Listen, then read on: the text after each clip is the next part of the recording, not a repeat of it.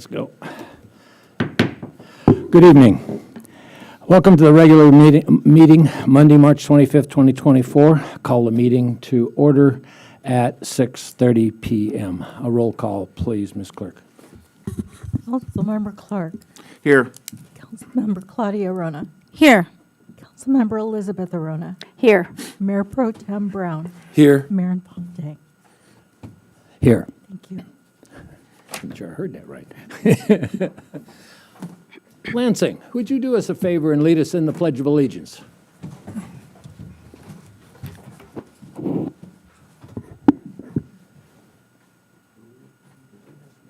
Yeah. Oh, really? Yes. Pledge allegiance to the flag.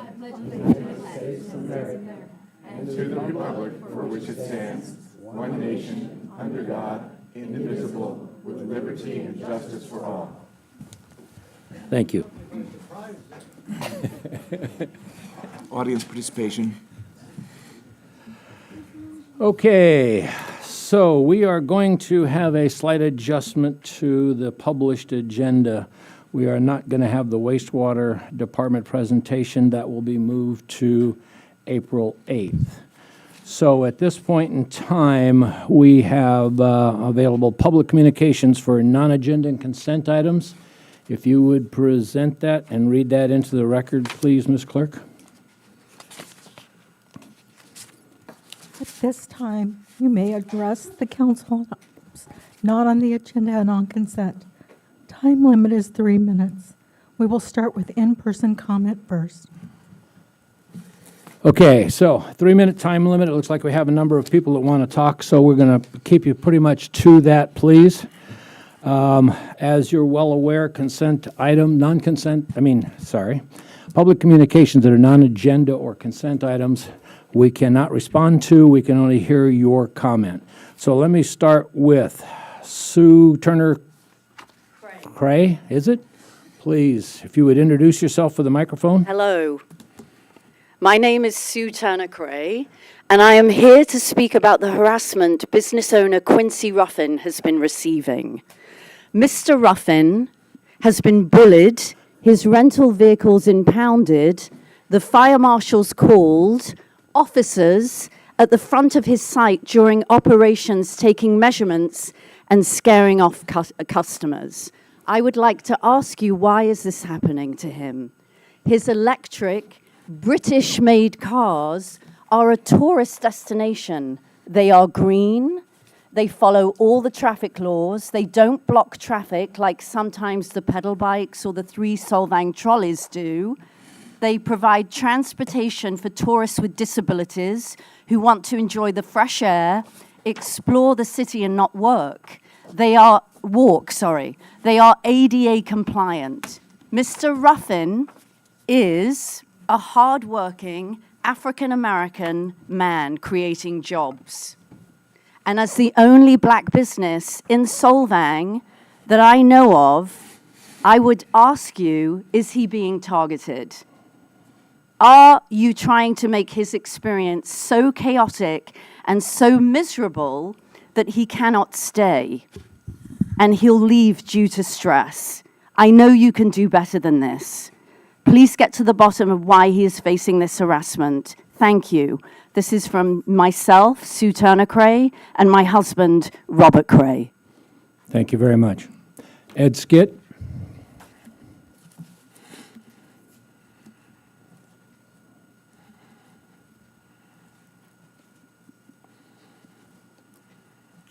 Ed Skitt, citizen of Solvang. I'm here tonight to speak or comment on the sign ordinance or the lack of following the sign ordinance. Recently, or since the beginning of COVID, there has been a large expansion of the neon and LED open signs throughout the city of Solvang, which are specified in our sign ordinance as being an illegal sign. From what I understand, the Director of Enforcement has instructed the staff not to enforce these laws because of various things in regards to freedom of speech. These signs, if they get pulled, is not a freedom of speech item. They individuals can put in signs that do meet the ordinance as a number of other stores have done. But these electric signs should be, should be reported and removed and replaced by what is legal. There's a comment that was if they went after the resident or the commercial, that they would have to go after the motels with their little signs.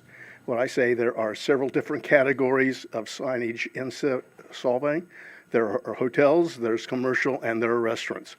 The hotels do have some signs that do have the neon, but those signs are strictly the vacancy, no vacancy sign. The neon lights only come on the neon when they have no vacancy. They are not on all day like the downtown commercial signs. And I wish the city would start enforcing their laws in regards to that. If they want to change the rules, have the appropriate meetings and bring it to the public. But if you could please have them enforce the laws. Otherwise, we're becoming like the federal government, enforcing the laws we want and ignoring the laws we don't like. Thank you very much. Thank you very much. Tracy Beams?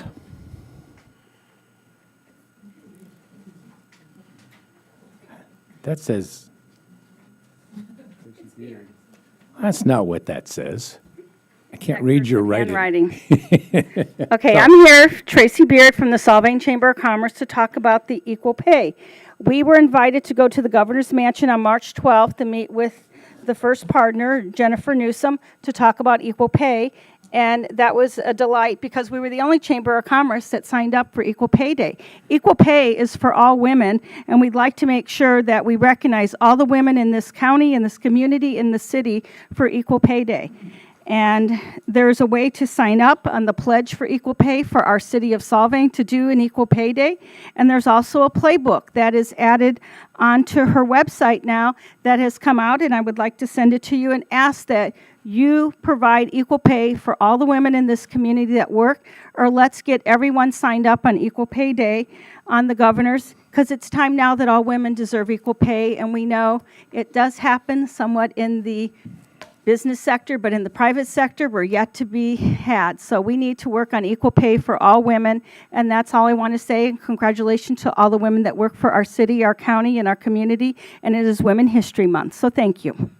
Thank you very much. Denise Elamine? Hi, I'm Denise Elamine, and I live in Solvang. I'm here to talk about the 5 new city councils that 3 of you will be up for election next year.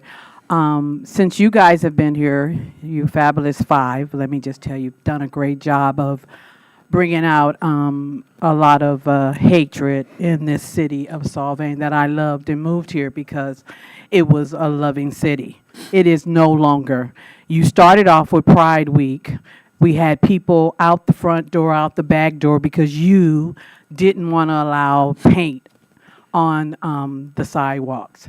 And the reason why you didn't want it is because we have 2 horses that are the trolley, where one of our councilwomen owns the thing. She has 2 horses, and we're more concerned about 2 horses than we are about people's human rights. So you need to think about that also. I'm here for Quincy, who is a black man, and the city of Solvang has no black men as workers.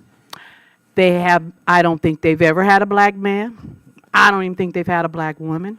I don't know if there's something in your bylaws that you don't, or code of ethics that you don't hire black people. But if you come to the city of Solvang, you are not going to get hired if you're a black person. We get treated differently here. And I am not standing for it. You can shake your head off. If there's a black employee, please let them step forward. So please don't justify your hate and crucify the black people that are trying to make a difference here in Solvang. We are all Americans. I am a Black American, and I should be able to start a business here and say whatever I want with my freedom of speech without someone telling me what I can and cannot do. Okay, so we're going to move on to the trolley that was given 5 years extension and is non-ADA compliant. But nobody here in Solvang cares about that. They care more about the stripes in the street that's going to make her horses dizzy. I called PETA personally, and they said they've never heard of horses being getting upset over paint in the street. So I just saw that you're putting fresh white paint out there now, so I guess we won't get any color rainbow for Pride Week that comes up in June. I'm asking you, we're paying the Sheriff's Department $253 a month, and I hope we're not doing that just to torture and humiliate and belittle businesses here. Thank you. Thank you very much. Joanne Clark?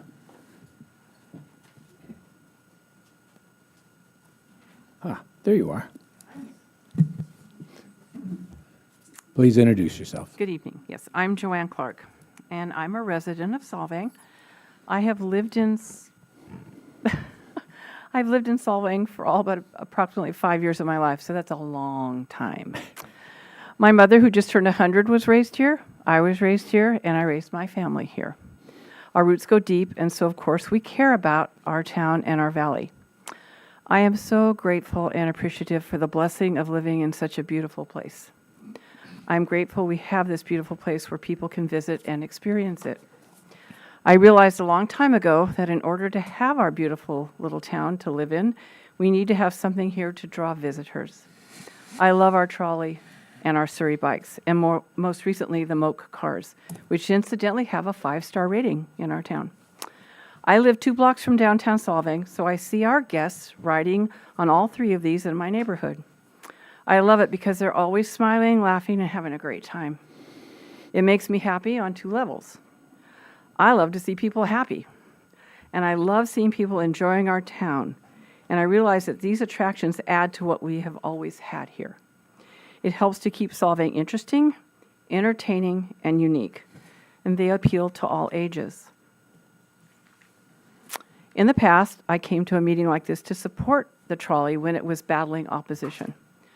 I believe that the city of Solvang should do all it can to support these businesses and help them to thrive. Solvang will thrive if we offer interesting, entertaining, and unique experiences for the variety of visitors that come here. These businesses make Solvang, which is already a unique, special, and appealing location, even more unique and interesting. They need support from the city and us residents too. Thank you. Thank you very much. That's all I have for slips that are in here. Is there anybody else in the audience that would like to speak on a non-agenda item?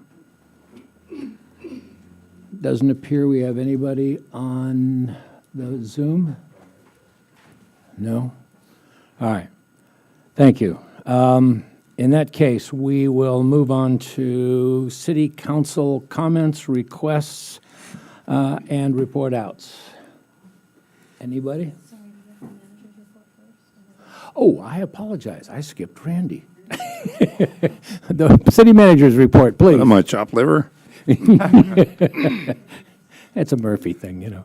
I've got a few things. There's a flyer actually over here on the table as well. Free Hazardous Waste Day, April 7th from 9 to 2 in Los Olivos at the San Ynez Valley Recycling and Transfer Station.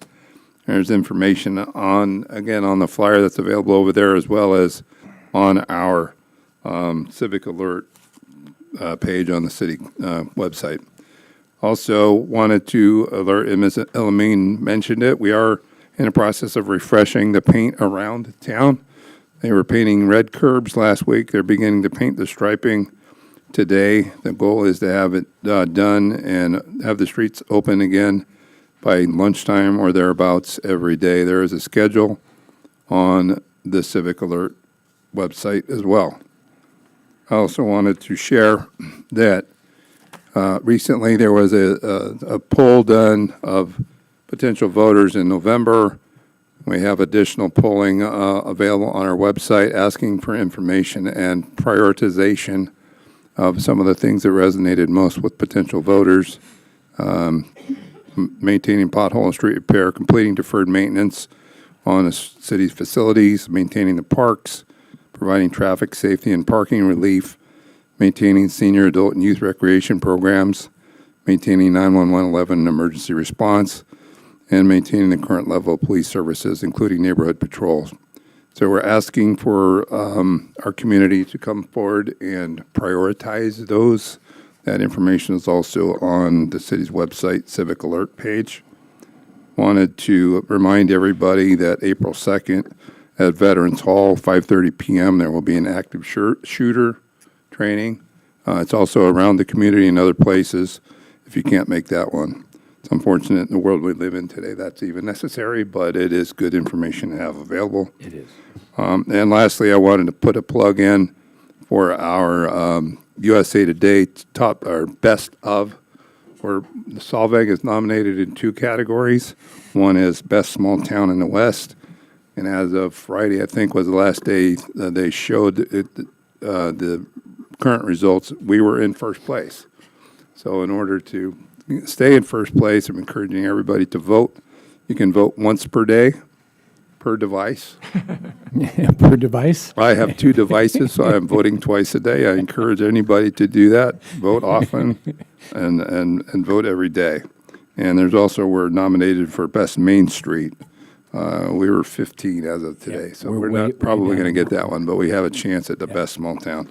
So also wanted to point out the council had the goal setting a couple of weeks ago. We're going to be coming back to council ideally at the next meeting on April 8th to go over these and kind of put some meat on the bones of what we discussed. Number one goal identified by council was analyze parking improvement opportunities to relieve congestion.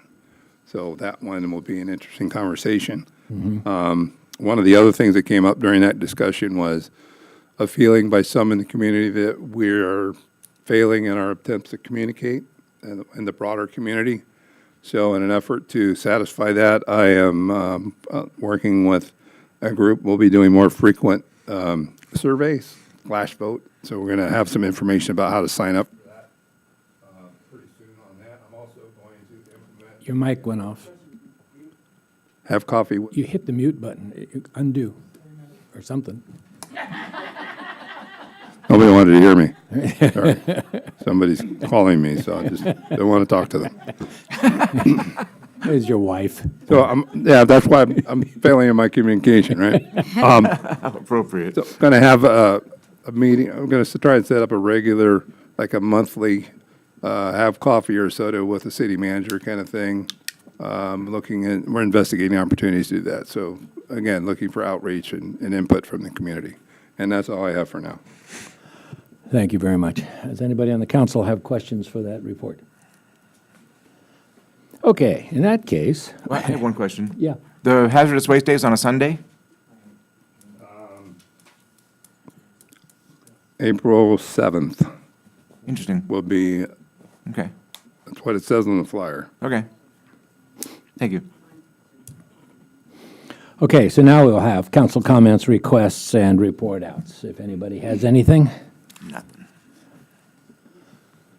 Okay, a couple of them from me. I have been attending 2 or 3 issues lately, the SB-CAG meetings, the Air Pollution Control District meetings for the Santa Barbara County.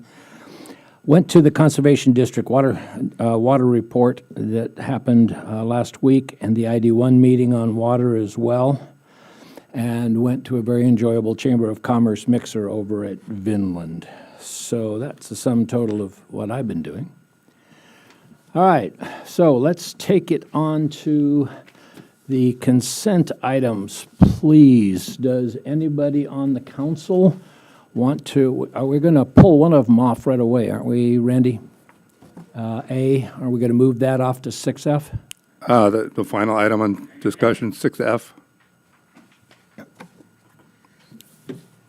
Have to. Oh, there's no Yeah, 6F, is yeah, what you're saying. Ask to postpone that till the next council meeting. Okay. That's not part of the consent items, though, is it? Well, the agenda approval The is. agenda, though, so we Okay. want to. If I may, the action would be to remove item 4A from the consent agenda, and then you could make a motion to approve. The removal. So once you Approve the remaining. approve the removal, and then you Gotcha. can make a motion for the remaining consent items, and then we can address the order of the agenda. Thank you. So I guess then we need to, does anybody object to 4A being removed? No. Do we need a roll call, or can we just say aye? So if you could just make a motion to remove 4A from the consent agenda. Vote on it. I'll move that we remove 4A from the consent agenda. Second. Councilmember Clark, Yes. Councilmember Claudia Rona, Yes. Councilmember Elizabeth Arona. Yes. Mayor Pro Tem Brown, Yes. Mayor Infante. Yes. Motion passes 5-0. And then now we can do a motion for the remainder of the The consent. remainder of the consent agenda. Does anybody have anything I'll else make a they mo, want to I'm pull? sorry, go ahead. Go ahead. No? In that case, please, Mr. Clark. Motion to approve the consent agenda items as written. I'll second. And just to clarify, that would be items 4B through E. For B, C, D, and E. Seconded. Councilmember Clark, She's losing her voice. She's calling you, Hubbard. Councilmember Clark. Yes.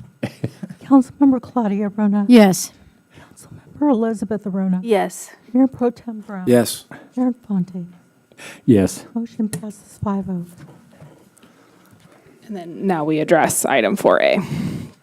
Okay, so then there's a motion to move item 4A. No, I'm sorry. With- There's a motion to move 6F until, From the agenda, correct. from the agenda, and we'll move it to a future agenda. Right. So I'll make a motion to remove agenda item 6F to be postponed to another meeting. I'll second it. Can you call the roll, or you want me to do it? Any discussion?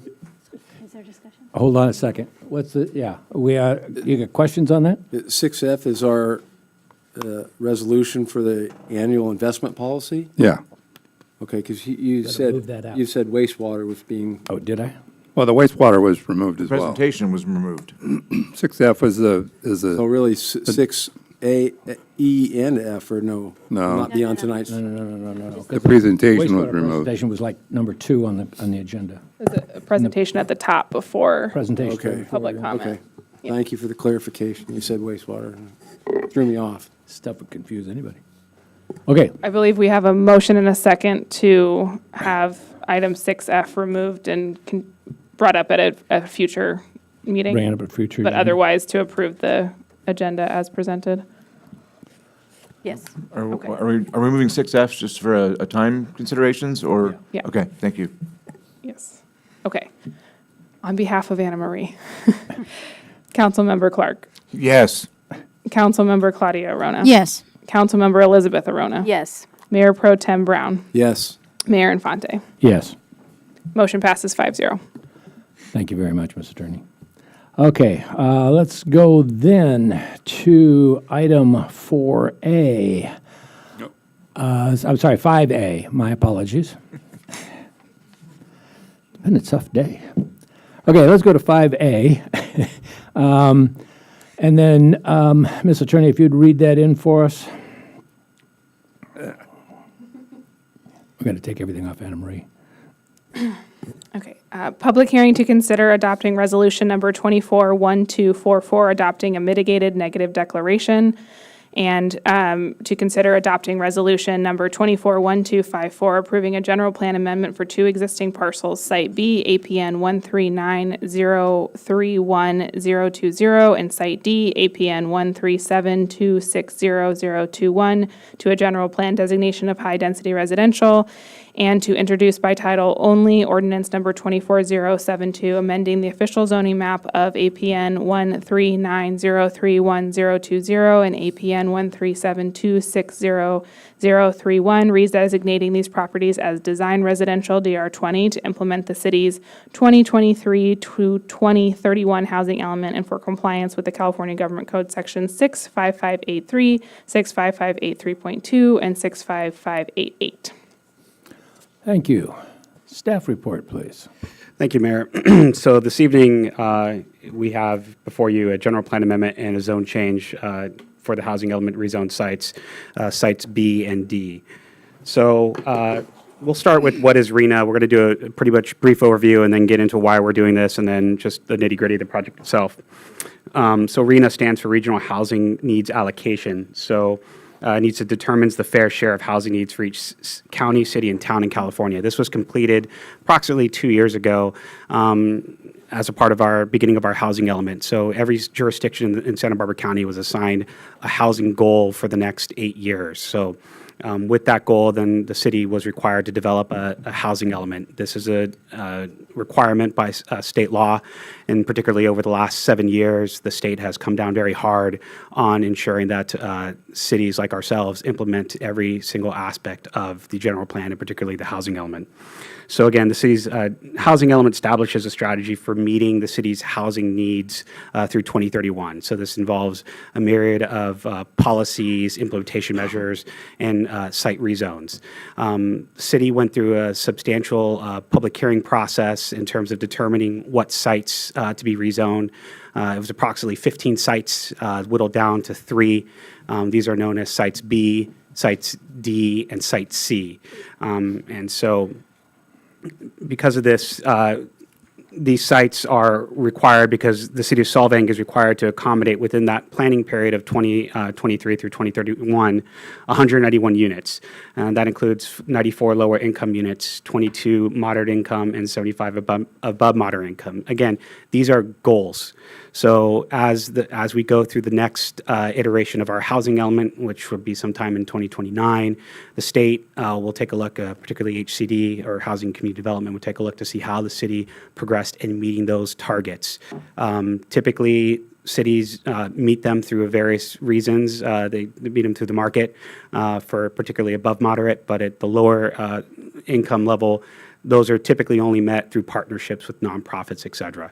So again, those are policies that are in your housing element today to work with those nonprofits to meet those lower income needs throughout the next cycle. So as a part of this housing element, we need to demonstrate that we have the actual physical land capacity to meet the 191 units. Currently, 48 lower income units have been identified through existing and proposed projects. That includes Site C, which is Alamo Pintado. That is not on the agenda this evening. That is on its own separate track. That is on its own separate project. That is its own separate application. So I understand that you've been given a lot of blue folders. Some of it discussed the project on Alamo Pintado and Old Mill Road. That's not it tonight. We're not discussing that tonight. That's, again, own separate meeting. It'll have its own DRC meeting. It'll have its own planning commission meeting. Neighbors will be noticed within 300 feet. And we continually, as a part of being transparent, we'll be updating our website as we get those refurbished applications through back on our website, and those will be available for public review. So we are discussing sites B and D, which is a shortfall of the 46 lower income units, which is the rezone what we're here for this evening. So why are we rezoning? As I've explained before, we need to accommodate physical capacity of 191 units. Our housing element was actually behind.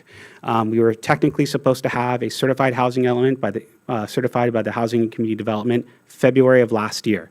And then they gave us a 5-month grace period. So by June 30th of 2023, we were supposed to have a certified housing element. That did not get done. Our housing element was approved by your body in December, so it's a little late as we try to speed it through the process. And it was actually certified by the Housing and Community Development on February 12th with a caveat. That caveat is the certification would become decertified if we do not rezone these sites, sites B, C, and D. So these are the sites inventory. And again, Site C, it's on its own separate track. It'll go for rezone in June as a part of the general plan, but sites B or D are what's on the table this evening. And again, these site inventories were identified where new housing may be built. and must be zoned appropriately to allow for these higher densities. And I'm going to use the word may because I'm going to throw this out every single moment I can. There is no development proposal this evening. None. Zero. Rezone. We're talking general plan amendment, rezone a site. No development proposal. There's no apartments. There's no nothing. Just the pure land is being rezoned this evening. So again, the city's required to rezone these sites to accommodate the quote-unquote shortfall that we have of the 46 lower income units. Site D has what's considered a capacity of 59 lower income units to meet the city's RHNA capacity for now. Site B has a capacity of 13 units, and that'll help meet us our required quote-unquote buffer, which the state says, you know what, 191 is your target, but we want to make sure you hit that target, so we're going to make you do a 20% buffer while we're at it. So Site B helps us meet that buffer as well. And again, Site C is not proposed for rezone this evening, but will be completed with general plan per the recommendation of the City Council, which is half high density and the other half 20 R1. So again, the rezones tonight have no proposed development, nor does it guarantee development. It just provides us capacity, no more, no less. May a developer come in the future? Potentially. But we don't know. I don't have a crystal ball. I'll buy a Powerball ticket tomorrow. Hopefully I win. So what is the project's, so what if we do not do the rezone this evening? There are consequences. Local government does not meet the housing element requirements. It faces the possibility of decertification of a housing element and potential litigation by the state. The state has actually began litigating other cities for not meeting their housing element goals and requirements.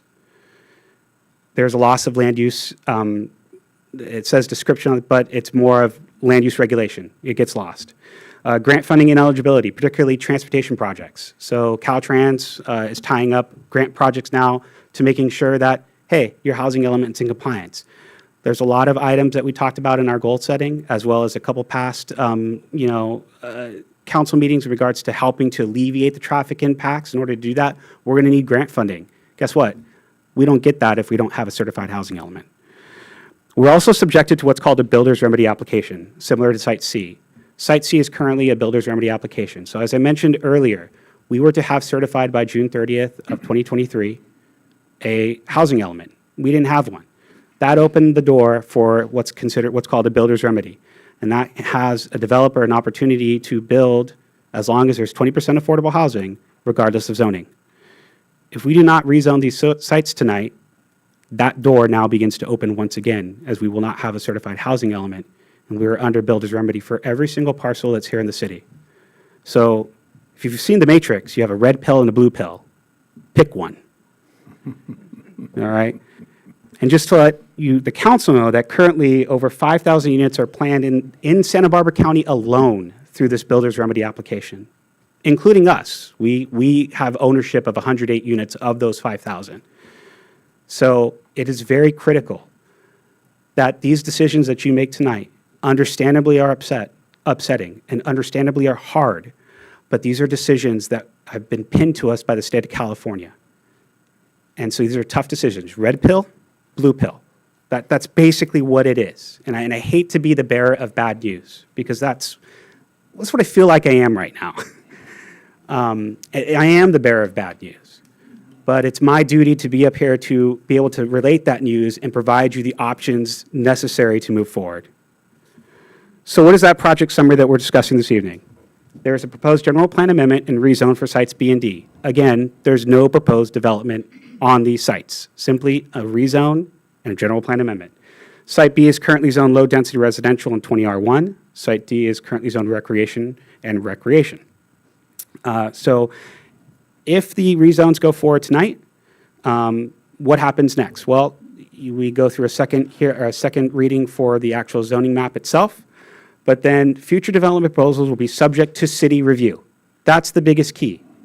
We maintain our control somewhat to review these projects. Additionally, any future development project that is on these sites have to go through their own environmental review at the time of application. It's very similar to what's happening at Site C. Even though Site C has an application in, we still get a crack at it. We still got to make sure that it meets our current general plan and zoning ordinance. And it still needs to go through an environmental review. As long as we continue to move forward and push forward with updating our ordinances with objective design standards, These sites will now come under those objective design standards, which is why I've really harped on over the last 6 months since I've sat on this chair. We need to get those going. We need to regain our local control. This is a part of regaining our control back.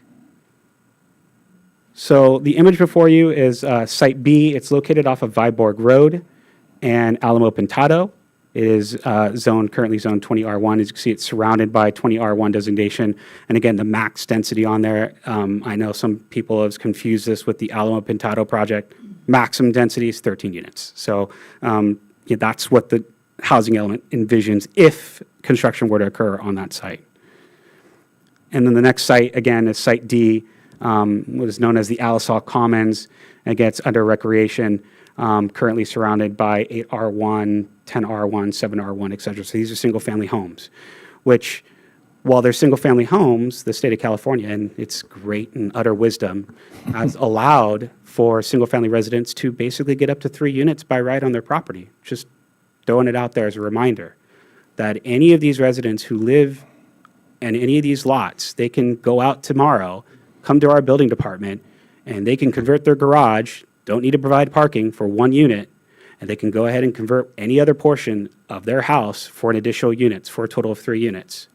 Oh, hey, by the way, there's SB 9 too, which if their backyard is empty, they can go ahead and subdivide it too to their heart's content for an additional 3 units.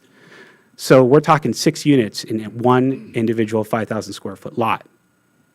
So that's a lot, and that's by rights. State of California today. Nothing we can do about that. We just have to implement the law. And that does not go through any design review hearing or any planning commission body or any city council body. That can be done tomorrow with an application and a set of plans. So, how is the proposed rezone consistent with the general plan? It implements programs, specifically Housing Element J, which requires the city to provide adequate sites to fulfill the city's RHNA allocation. Again, these allows for us to potentially grow and develop these units, but it doesn't necessarily mean it's going to happen.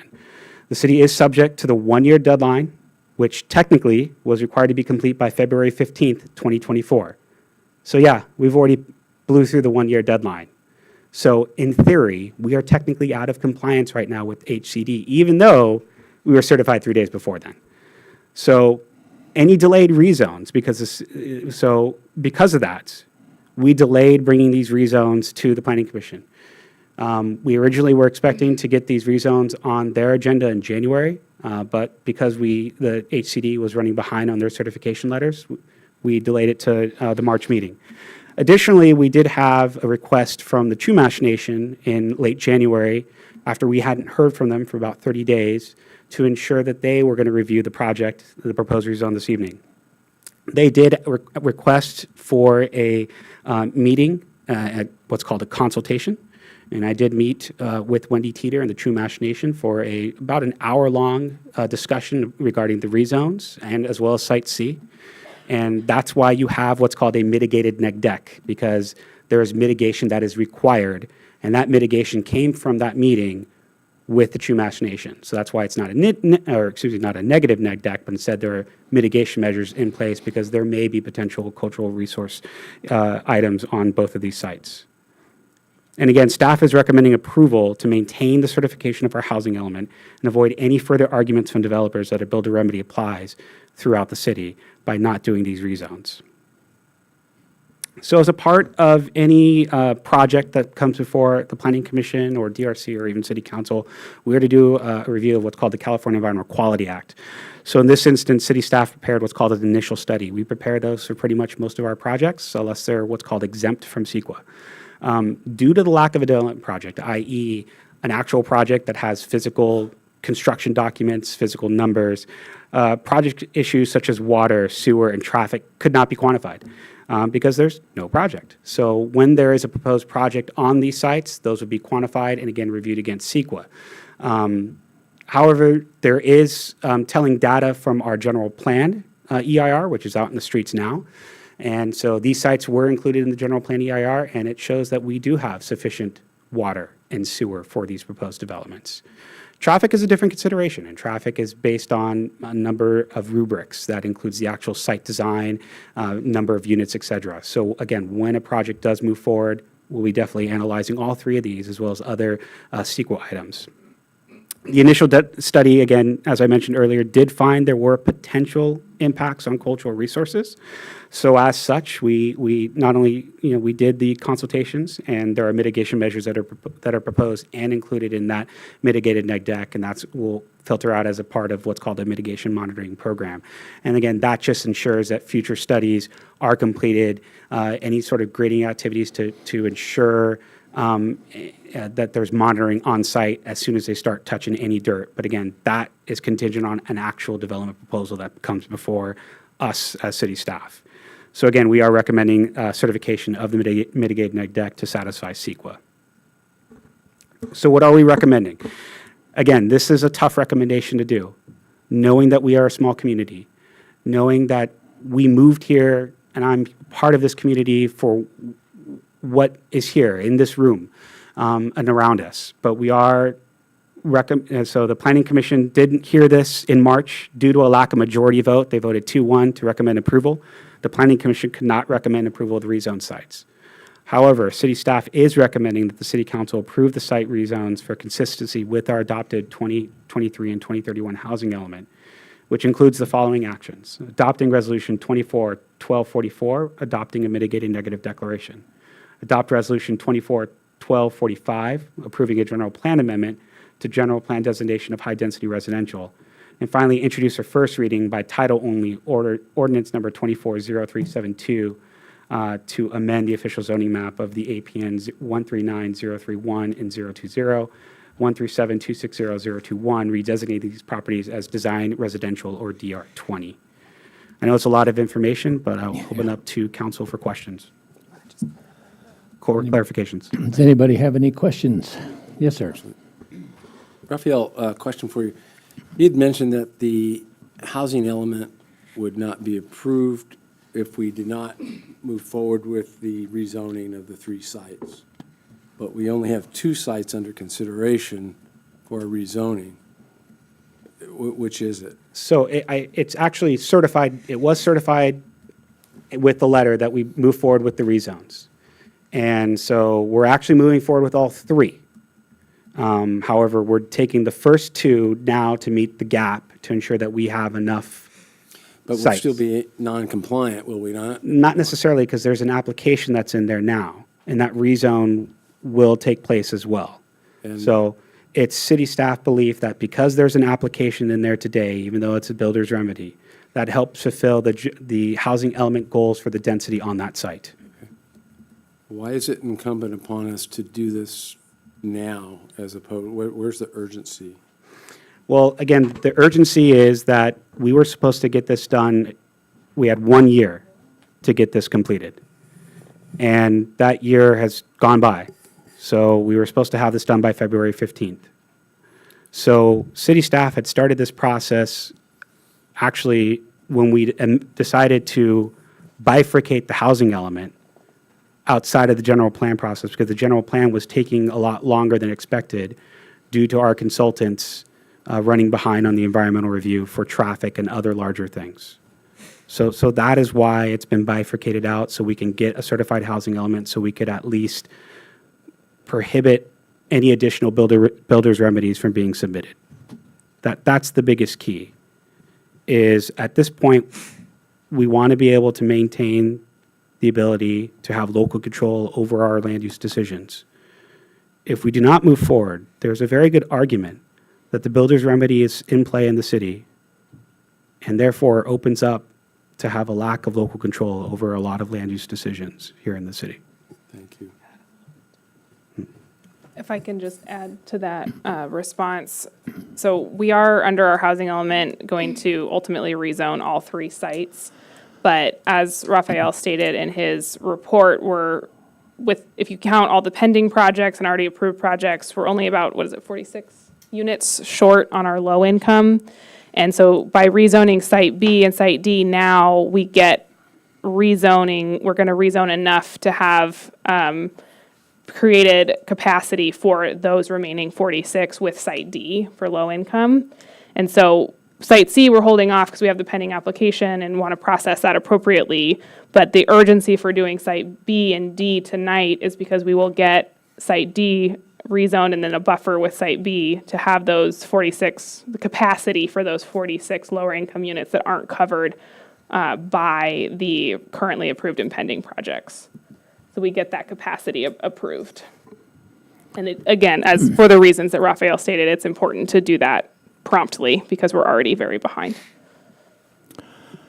Quick question for you. If we did not have an urban growth boundary initiative, and we could take on a piece of additional land, which I understand there's an interest in getting it inside the city limits, and we could build on that land, we wouldn't have to build on these lots. That is correct.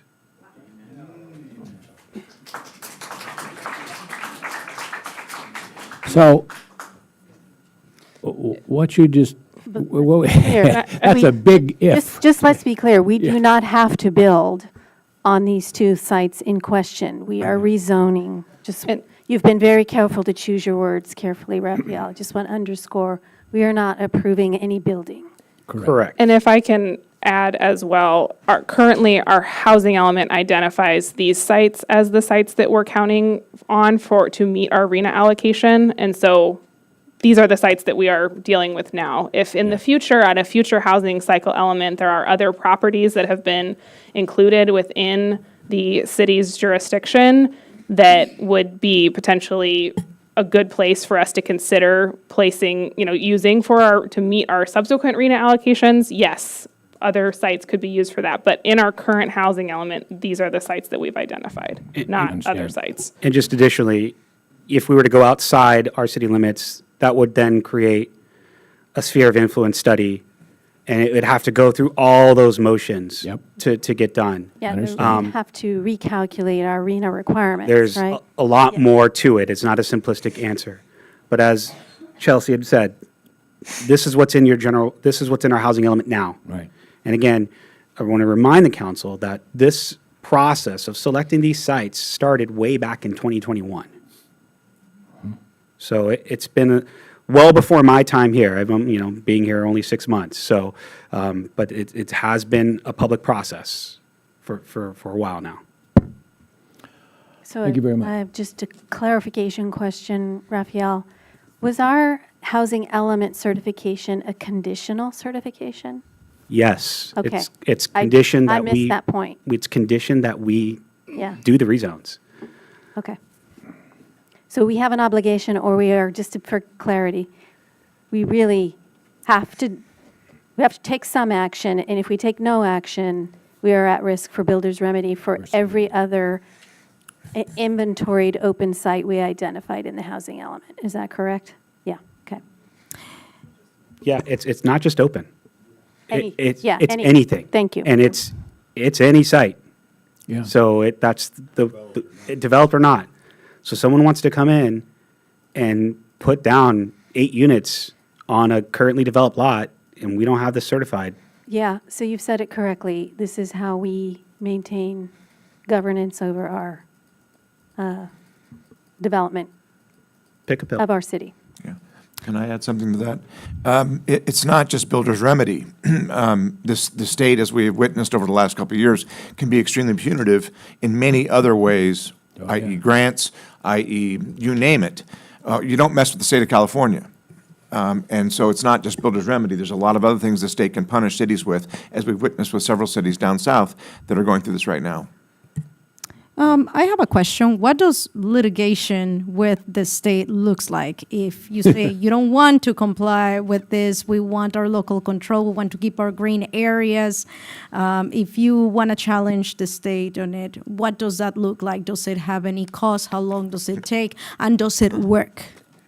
I would say it costs a lot. It probably doesn't work, and it's ugly. A lot of other cities are trying, but it's not going very well. Ask Temecula or Huntington Beach. Yeah. And I think they're already in the tens of millions that they've spent and still haven't gotten anywhere. Yeah, But that's. An uphill battle, I think, would be an understatement. Okay, thank you. Okay, no more questions from the council. Let's bring comments up from the public. The first one I have is Barbara Montgomery.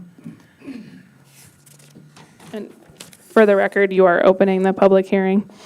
I am opening the public hearing. Thank you. Hi, I'm Barbara Montgomery, and I live right next to the lot off of Alisal, Fjord, and Juniper.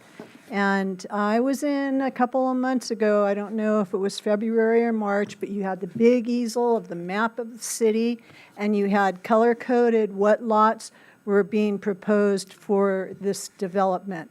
And I was shocked to see that it was on those lots, that lot. I went around, talked to a couple of neighbors, didn't hear anything like that. I actually had come in on a Monday to pay my water bill, and there was a booklet open for all the city council, what they were going over. I spent a half hour, read through the whole thing, and it was the environmental. And one of the protected environmental things, and those lots are wetlands. They're considered wetlands. One of the protected environmental is red-throated toad or frog. I live right next door.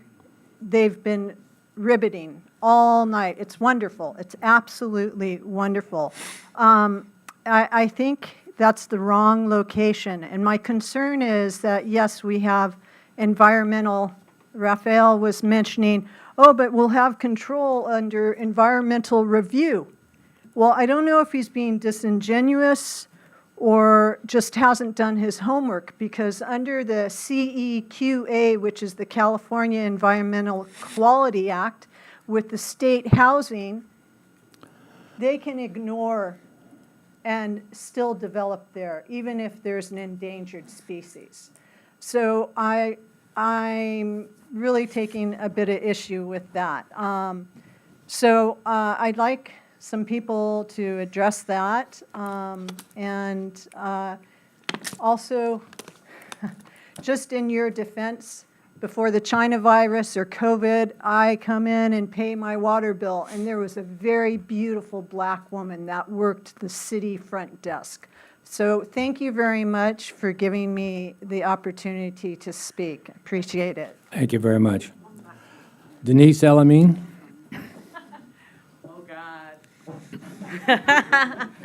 Yes, I'm Denise Elamine from Solvang, and yes, there was a beautiful black lady there, almost passed out, but she was a contract. It was not for the city of Solvang. The contractor that they contracted with just happened to pick a black one, and they didn't know they were sending her here, and she didn't stay long either.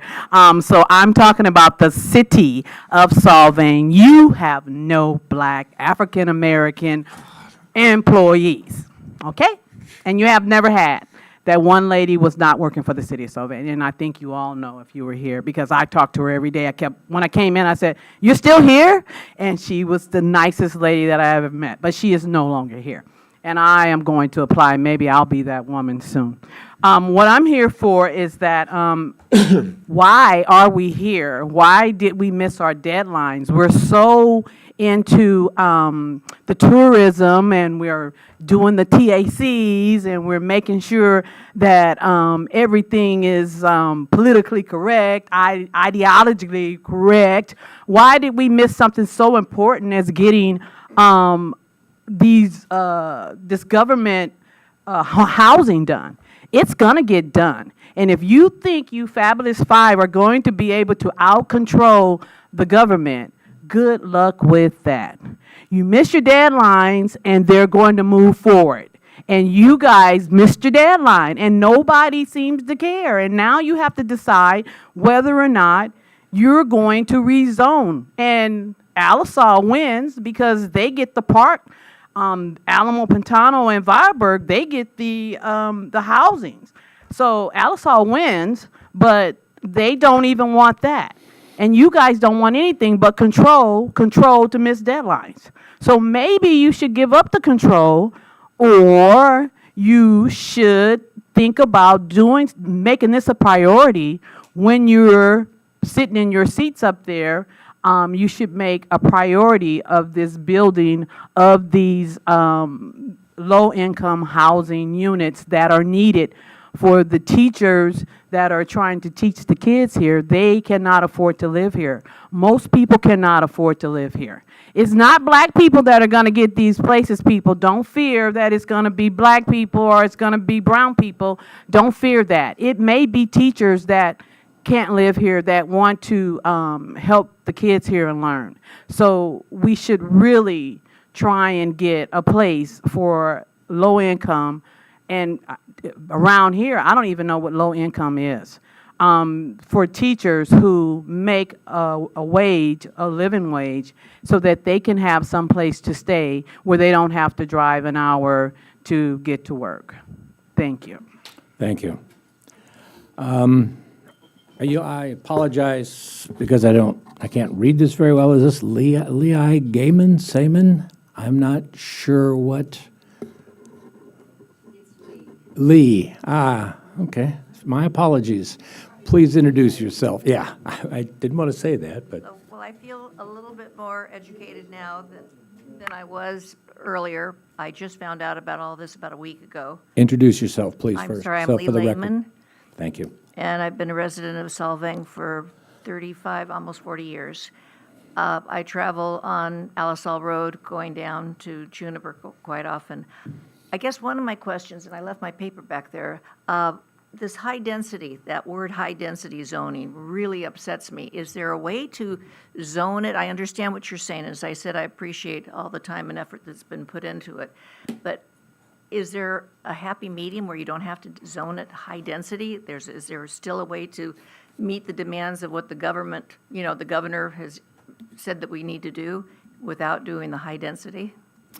Depends on what you want to call high density. The definition varies a little bit, but we don't have any construction plans right now, so we don't know what it is. I understand that. I do understand that. But once it's rezoned, it makes it just that much easier to get a development in. And I've heard there's rumors like 144, but that's a rumor. So as I said, I'm just beginning my education. I will be much better informed next time if I have the guts to come up and talk. But anyway, thank you for all your time. Thank you very And much. You make the right decision because this is a really huge impact on our beautiful city. It does. Margaret Clow? Clow. I just didn't pronounce it correctly. You were close. Please introduce yourself for the record so it's on the system. Thank you. My name is Margaret Clow, and I'm here to specifically ask that you not adopt resolution number 24. I'm asking that you not approve resolution number 24-1244 and resolution 24-1245, in particular site D. The resolution to change the official zoning map from recreation open space to design residential DR20 conflicts in several ways with several elements and goals in the city's housing element plan, which has been under discussion today. It would also open the door to future development projects with very significant and detrimental impacts to the city, its residents, and visitors. Goal number 1 in the housing element plan says, provide an adequate amount of open space and recreational land uses to meet the needs of the entire community. This accessible open space, Site D, serves a very diverse group of people who walk there from as far away as Chalk Hill, from several neighboring communities on both sides of Alisal, and from the senior community in the Mobile Estate Park at the end of Fjord. I emphasize that this little park serves the entire city of Solvang.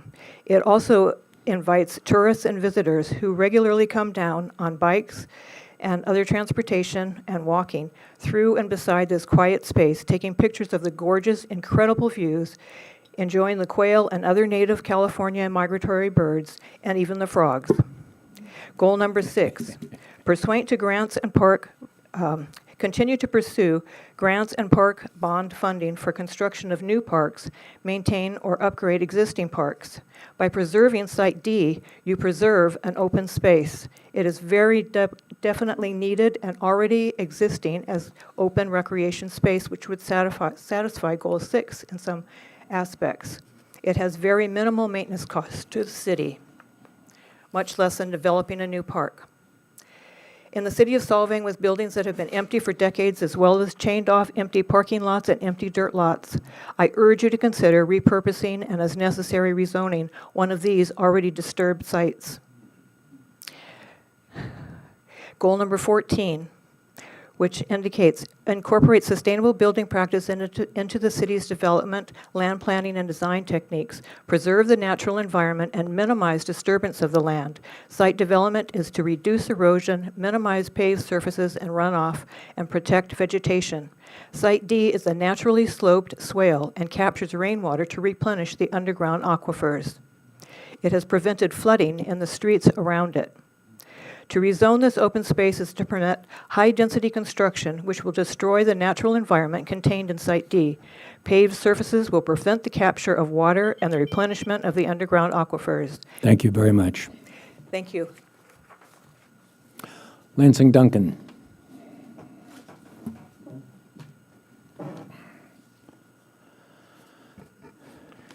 Thank you, Mr. Mayor, and give me a warning next time you want me to lead the Pledge of Allegiance. I'm sorry. I just picked on you. Okay. Thanks for the opportunity to speak this evening. Despite its complexity, the housing element is a pretty clumsy tool to address the community's housing needs.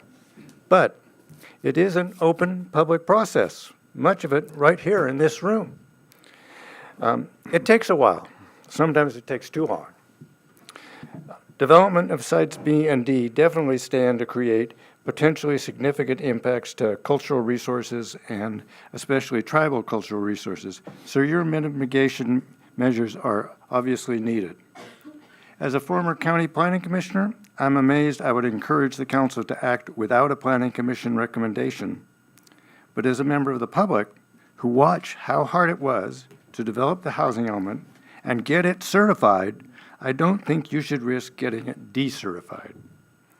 The housing element may not be perfect, but it's far superior to allowing developers to write their own zoning with builders' remedy projects, ignoring the public process and eliminating the city's discretion. It's local control. Thank you. Thank you, Lansing. And just for those who don't know, Lansing was a very central part of our general plan update. He's been on the general plan advisory committee with me and Claudia. I got the right Arona in a minute, for a long time. So he's very knowledgeable about that stuff. Okay, Norman Scow, is it? Scow. I always get your name. All right. Hello, everybody. I'm Norman Scow. I'm one of the troublemakers that live on Juniper Road, I've heard. I just want to give you a little history about that area. So that road and that bridge was built, I've lived there 54 years in that neighborhood, and that was built when the floods washed out all three bridges. And so that land got detached because it'd probably be a golf course by now. If they built the bridge where it originally was. So that bridge and that road were funded by county, state, federal money, only to benefit the Alisal Guest Ranch, so congratulations to them.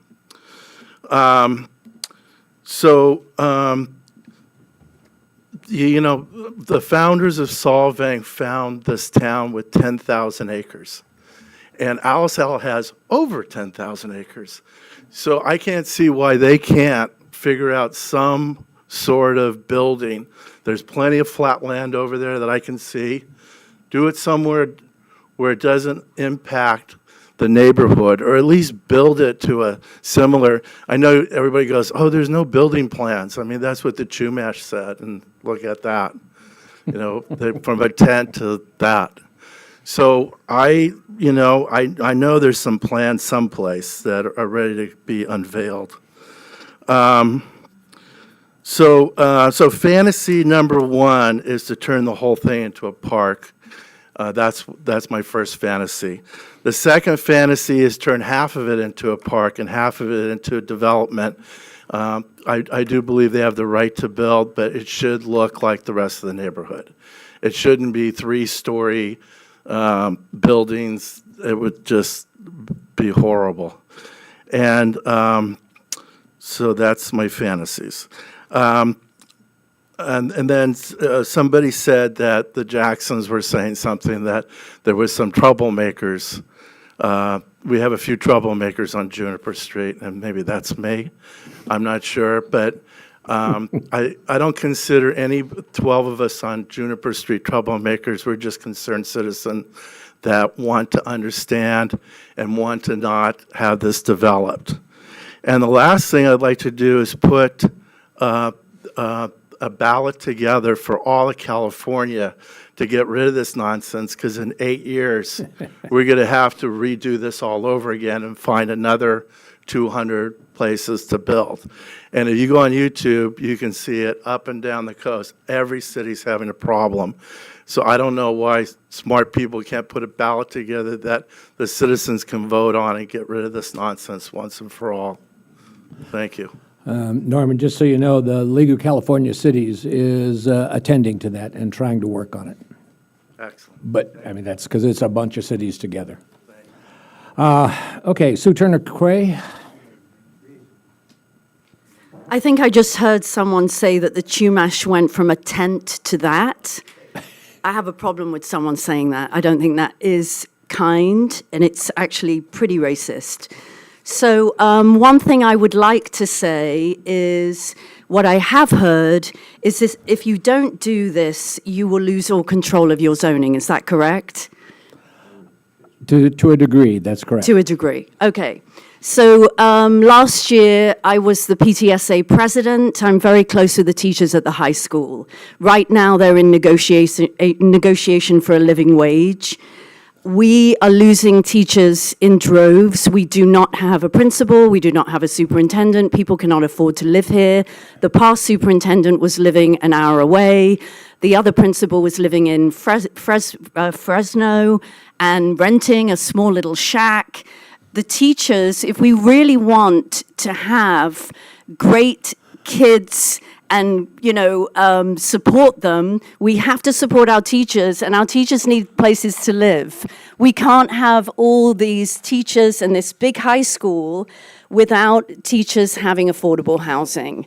Affordable housing is so important. We have over 8 schools here, and we're running out of teachers. In fact, I was talking to the head of the school union, and he was telling me that many are retiring. They're of retirement age. There are many community members that were teachers, and their daughters and siblings have become teachers, but we're losing our local teachers. We have to bring in teachers from outside, but where are they going to live? They cannot afford to live here. So you need to look at that and bear that in mind with all the schools, the many districts that we have here. And we want our teachers to have an affordable place. So, I hear everybody. I love this community, but I think bringing in great new housing that's affordable could be a positive thing.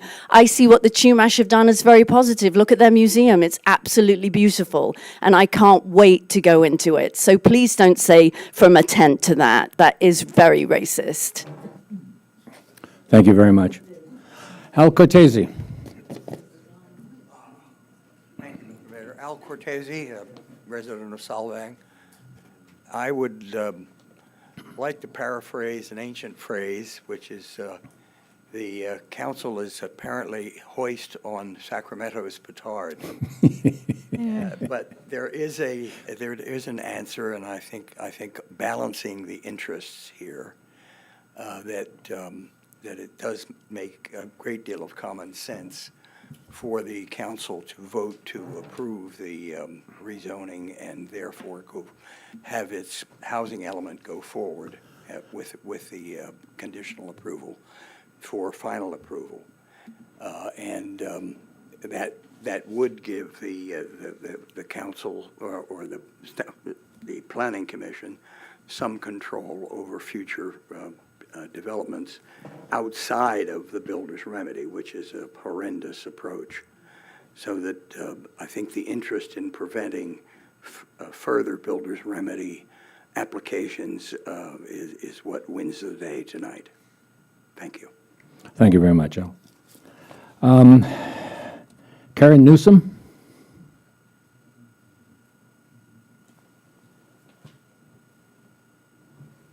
My name's Karen Newsom. I've lived here for 8 years and been here around the community for several decades. Worked at Vandenberg. We're out of compliance. Today, we are not complying with the regulations. What that does is that puts us in a spot with the state to be punitive. And by rezoning, this does not mean somebody's building on the property. It means rezoning, so paper. Then by rezoning, you can mitigate and get yourself back into compliance. Is that not correct, Raphael? Mark. You're going to point to me, thanks. Okay. Public comment. It is. Is that not correct? I'm not sure that I would put it that way. I'd have to ask the attorney exactly how that would work. I would just advise to let the commenter finish their comments, and if the city council would like staff to address any further questions at the end of public comment, we can do so.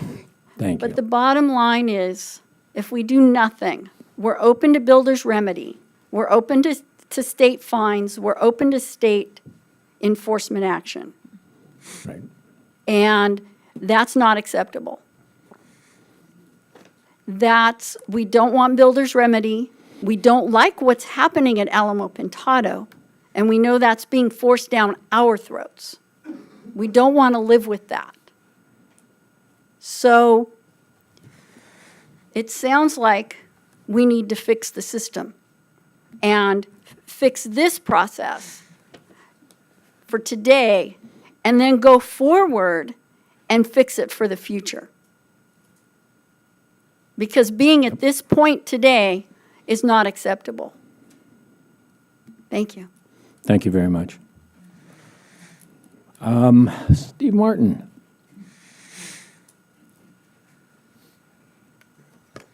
My name is Stephen Martin, and I live here in Solvang for the last 4 years. And I wanted to just make a couple of points. Of course, we're all very concerned and discouraged by the fact that the city, I should say, let us get into this position of being out of compliance, being, almost a year late in getting our housing element certified. There are probably a lot of reasons for that, some of which we don't know, but in any case, we don't want to risk getting out of compliance again. So we really do need to meet the requirements of the state at this time and stay in compliance with the rezoning. One of the things that I think, my second point, one of the things that I think makes it difficult for the public is to hear the statement that, well, there are no plans for these lots, therefore don't worry about it. Later on we'll review it when there's an application. And when you hear the comment that, well, we have determined, says the environmental consultant, that the city has ample water and ample sewage for this rezoning. But then the same consultant would say, but since there's no formal application, we can't make any statement or cannot analyze the traffic issue. And my point is, somebody must have a standard.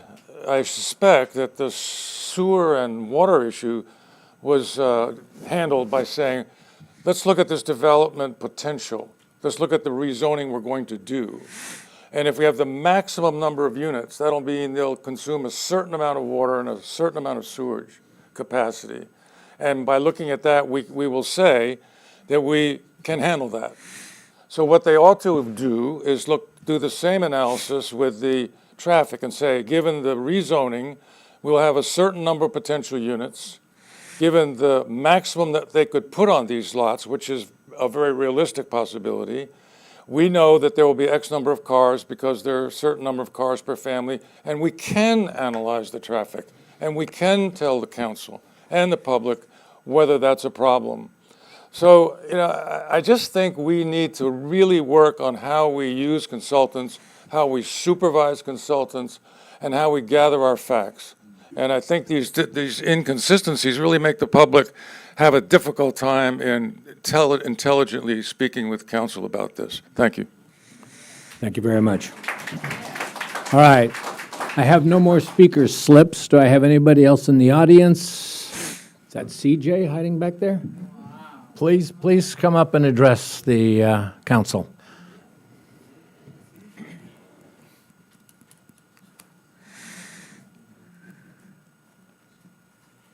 CJ Jackson, I guess I'm here to learn a little history myself. A couple of things.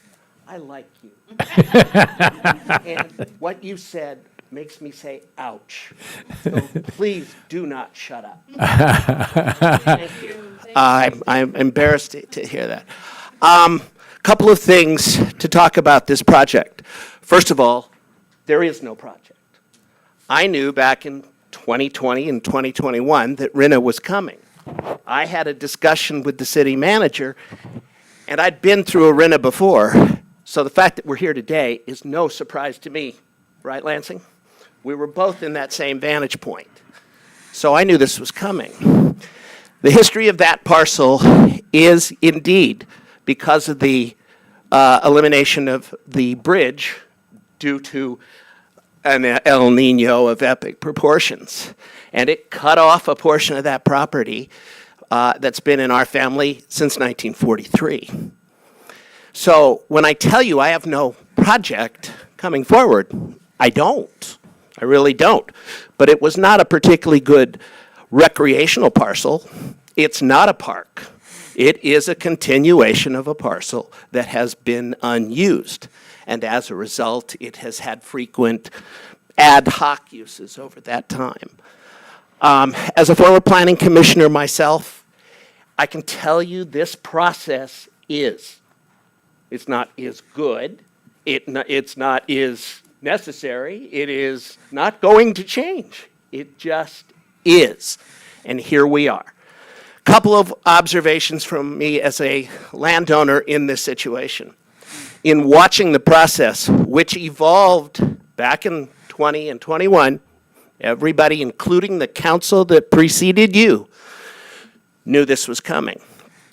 And as you went through your process and allocated, it doesn't take rocket science to know that a recreational parcel in the middle of a bunch of other residential is a likely target for the state. So I wasn't surprised to be here.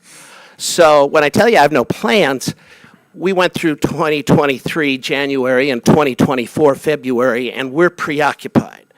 But at some point, someone will come forward, and they will take a look at whatever it is, 59 affordable units or whatever, or 116 or all of this stuff for a parcel, and say, can it pencil? In listening to what I've heard about where it's gone, I'd be dubious about that, but I'm not looking right now. I'd be really concerned that anybody could make sausage out of that, frankly. But one of the processes I'm really concerned about is, as you looked at 4 parcels, and I'll be real quick, you allocated a certain amount of affordable which you were going to distribute amongst those 4 competing parcels. And somehow a firestorm of negativity arose on one of them, and you reallocated. And what that does is to pit neighborhood against neighborhood. And that is the problem here. As everyone looks at this, they have a conception of what it's going to be. And let me just tell you, it probably isn't that. So I'm grateful to the neighborhood. And for the person who said, I think they're troublemakers, no, I said they're better organized than most of Solvang. That's what I was talking about. Thank you very much. Thank you, CJ. From the horse's mouth. Anybody else in the audience? Yes, sir. You in the center? Oh, come up here, please, and announce your name into the microphone so we have it on the record. Oops, get it up here. Hey, yeah, hi, William Densel. I'm on First Street, the loop part. Yeah, not a whole lot to say, but yeah, I hear the frogs over there in that wetland area, which it seems to be, but More than that, I'm glad to follow this other gentleman. I have the same question. Why wasn't the high density distributed to other areas, especially Area B, which is closer to shopping and closer to public transportation, et cetera? All the high densities being loaded right into a single-family residence area, and that is a divisive issue. And I do think the process, even though it's lagging behind, does need some more process to resolve this. This doesn't feel right. That's basically what I want to say. Thank you very much. Thank you, sir. There's a gentleman over here standing up that wanted to speak. Please tell us your name. Yeah, my name is Robert Kennedy.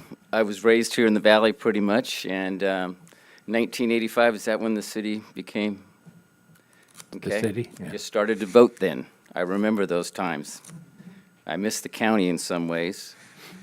And just to let you know, my wife and I met at the high school. We purchased our first home over on Eucalyptus. It was really busy. We knew we were going to have kids. We used to walk to over side of the golf course, loved that view. We saw the houses in that neighborhood, and we said we want to buy there.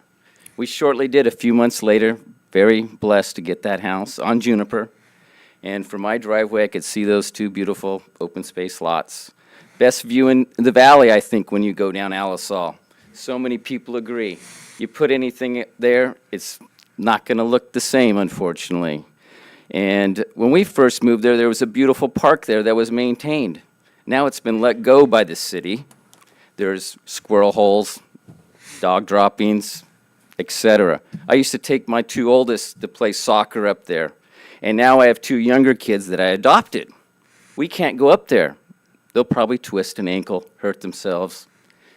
We play catch on the street next to those two empty lots to avoid the cars on Juniper that fly by. And I'm worried about the increased cars on those streets, because that's where we play, because we've lost most of our lawn because of the drought. So, and my concern is the cars, and when we exit the neighborhood, looking at the parcel, I don't know, it looked like it's going to be one parcel now, and there's going to be a dead end. I'm not too sure about that, but when I looked at page, I don't know what it was, 85 or 89 on the city outline for tonight, it looked like it was going to be one total parcel. And there's a concern when we exit our neighborhood about the stop signs. It's really hard to get that space, visibility, and time to get out safely for some people, because people come down that hill very fast. And with the increased volume of cars and people walking all over, that's a big concern for everyone, especially the community that lives at the end of Fjord, the elderly. They come through our neighborhood so they don't have to turn left on Fjord because of the way it's set up for that bridge. Once again, space, visibility, and time is a factor getting out of that neighborhood. And that's all I have to say. Thank you. Thank you very much. Thanks, Rob. Anybody else wanted to speak? All right, do we have anybody on? I'm sorry, we do. Yes, ma'am, please come forward.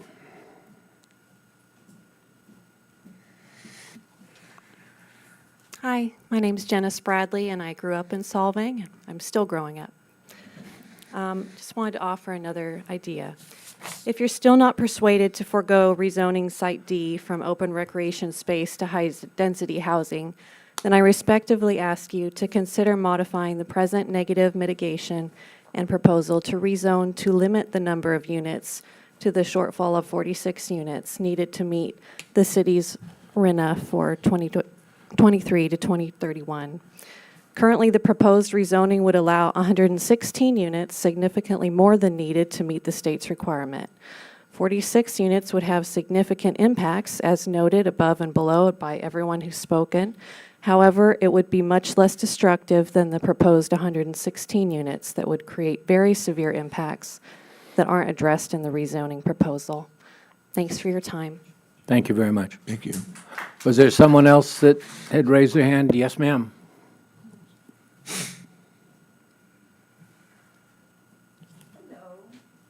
My name's Daniela Villanueva. I grew up here in Solvang, went to Solvang Elementary, went to Santa Ynez High School along with my sister, and my parents live, their backyard literally faces that green area. I completely understand the problems with needing housing here. I'm a speech language pathologist, and I can barely afford to live in Lompoc, so I understand that. But this is our escape. I have 2 young boys, and coming to Grandma and Grandpa's house is a joy because of the green that is all around us. I used to live in LA and didn't realize the impact and what we had here once I lived in a big city. So I would hate for Solvang to turn into something like that. And I understand there's regulations and everything.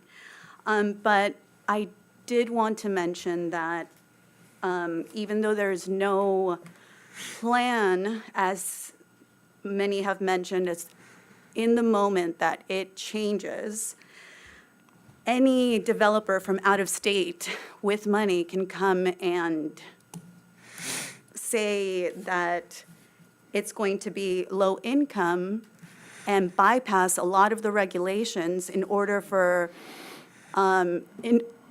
build.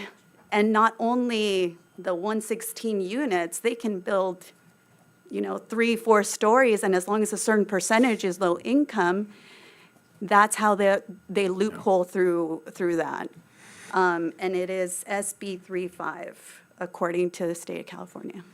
So I just wanted to point that out, that yes, there's no plan right now, but anyone can come in. If they have enough money, they can use those loopholes to get more buildings in there, which will be devastating to the city. Thank you. Thank you very much. Okay, last chance. Yes, ma'am.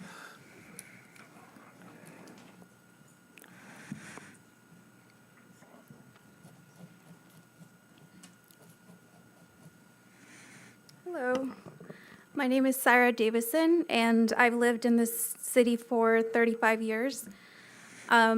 Specifically speaking of Site D, that space is just super special to me. I have so many memories growing up there. But my concern is I just have a hard time understanding what the process was, because I don't know how anyone in that area was notified of that being a site that they were considering to change the zoning for. My parents had to be notified by one of their neighbors by a letter that they received. And I just don't understand how that makes sense. So all the other sites that have been talked about, it just seems like we're just focusing on numbers and not really what that would cause as far as the traffic and the overpolluted, just so many things that, I totally understand that housing is an issue. I do agree that we do need housing because it is not an affordable space here or a place here. But I feel like the places that we have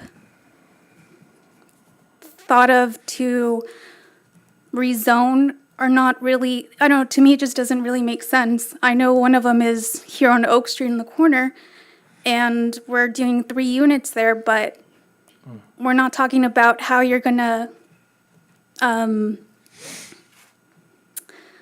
think of the word, but how we're going to deal with the traffic, the parking. That's already an issue as it is, so adding that many more units just doesn't really make sense. And I look around town and there's so many vacant lots, like down below by the Mission, that area has been completely empty.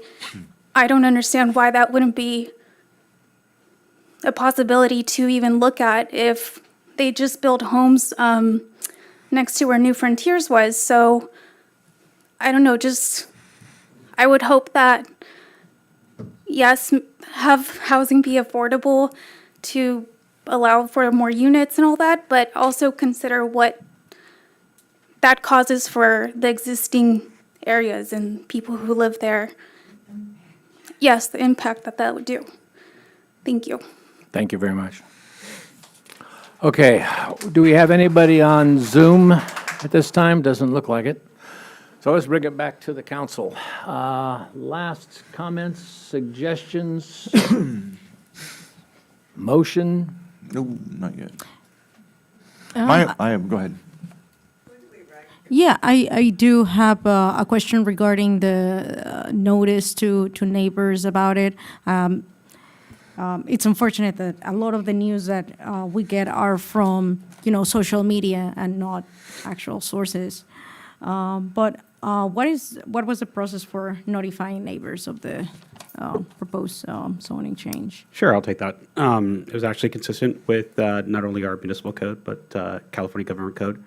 Requires a 300-foot notice to property owners only, not renters. So that was distributed for 3 projects. It was for the mitigated neg deck released in January, the Planning Commission meeting done in March, and this meeting. Also,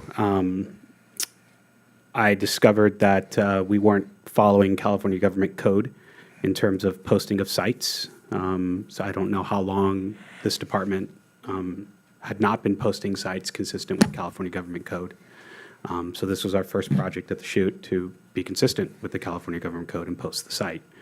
I'm always open to suggestions on how to better notify our residents, but that's the notification that we use. And then finally, we are required to notify utilizing a newspaper. Public comment is over. Thank you. Sorry, Raphael, go ahead. Now, there is, for one thing, this has been discussed for a couple of years now because of the general plan update. No. That letter just went out a week ago. This has been discussed at the general plan meetings for the last couple of years on which lots would be there. Who got notified, I can't say at this time. But there's been public notifications about this in city council meetings, in general plan, what do you call them? Public workshops, yeah. Yeah, the public workshops. It's been out there for a couple of years. Now, I don't know, Raphael, if we've actually done the postings to the individuals right in the neighborhood in any other way, but didn't we even put that in the water bill? It was three. So for this particular project, it was 300 feet. And then again, California Government Code does not specify how big of a lot posting needs to be. It just says a posting. We actually did multiple of them. Yeah. So that's that. So yes, per state law, we've notified consistent with state law and the code. As far as how the general plan processes goes and those workshops, I believe you are correct that additional notices went out in mailers, but again, I was not a part of that team or work effort. I understand, but the general plan updates have been noticed on our website. So if you sign up for notifications, you got notifications for all of that. You can go on to, generalplansolvang.com, and you can look at all the general plan updates. Everything has been out there for a couple of years. So I apologize if you didn't get a specific notification at your house immediately, but that's what we've been trying to accomplish. I'm sorry, the general comment's over. All right, let's back to the city council, please. Yes, sir, you want to make a comment? My only comments are that I also have lived in that neighborhood for the last 18 years, and I love that neighborhood. I think it's the best neighborhood in all of Solvang. I don't want to see a lot of development in that area. California has been a one-party state for decades now, and we keep electing the same people and sending them to Sacramento, and then when they make rules or laws that affect us, we flip out. I'm like, well, there's a cause and there's an effect. You keep sending these people to Sacramento, and then they do something that is detrimental and draconian or dictatorial to your livelihood or your neighborhood, then you get upset. And it's just like, when are we going to wake up and make some changes in this state? It's ridiculous. So this is red pill, blue pill, red pill, or whatever it was. It's my opinion. No, I don't want to see any more development. No, I understand that there's no development in planned. But there's 482 cities in the state of California. The state treats every single city exactly the same. We're 95% built out. We're heavily reliant on tourist income, the third most reliant city in the state. But they don't care about that. They make the rules, and you've got to listen, you've got to do what Sacramento tells you to. So let's just keep sending people to Sacramento and see our quality of life, because I don't think the quality of life in California has gotten a whole lot better in the last 30 years. So just keep voting for these people, everybody. All right. So I have a couple comments, because I want to acknowledge a lot of the feedback and the letters that we've received, the feedback from the public community. It's always important to hear from the community, but the subject is about housing. Housing in the state of California has created a dire gap. Without regard to the class of housing we're talking about, we don't have enough housing in the state of California. So what have we done about it?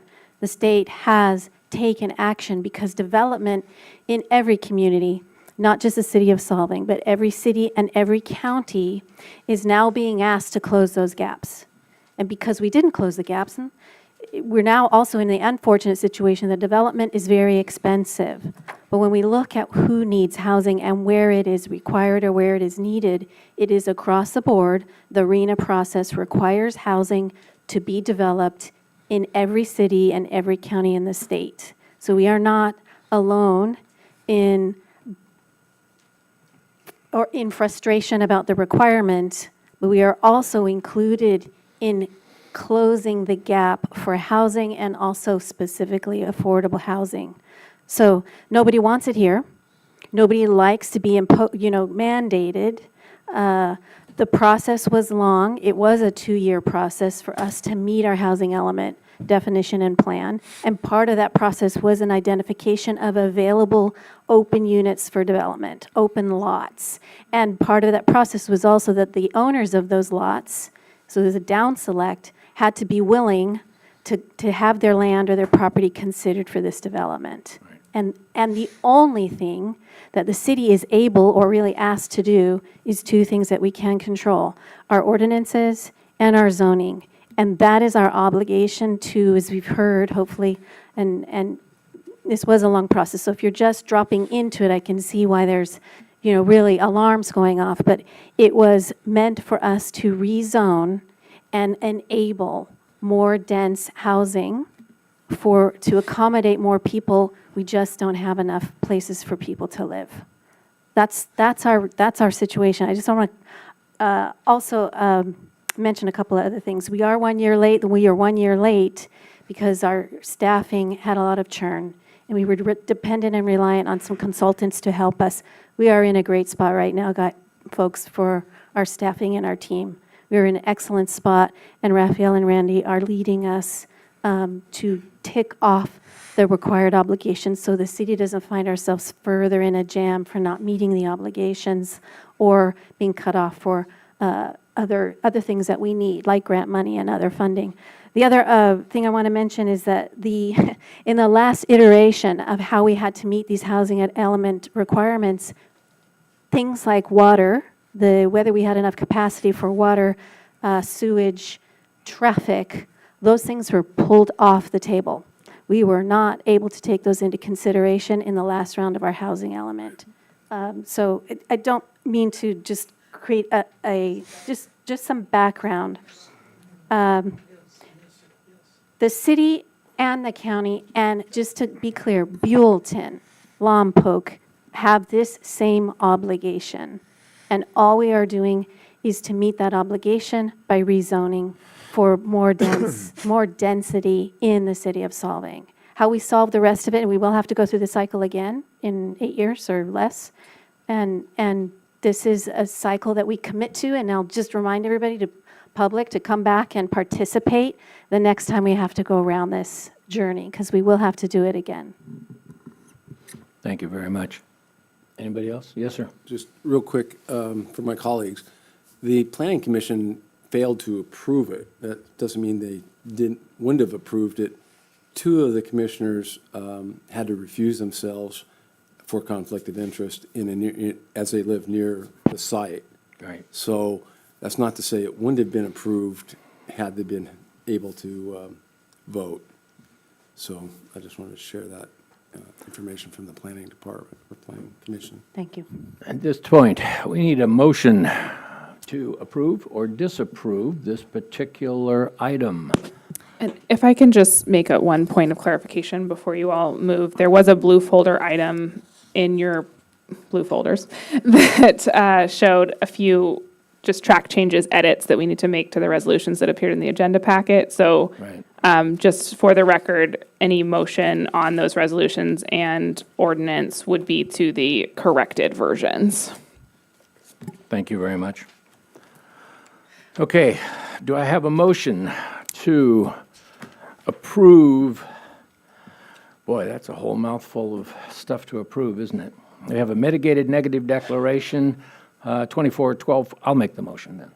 I'll move that we approve the mitigated negative declaration 241244, adopt resolution 241245 approving the general plan amendment for the two existing parcels, and then introduced by title only, ordinance number 240372, amending the official zoning map of the APN 139-31-020 and APN 137-260-031, redesignating these properties as Design Residential 20, DR20, and implement the city's housing element, and for compliance with the California Government Code, sections 65583, 65583.2, and 65588.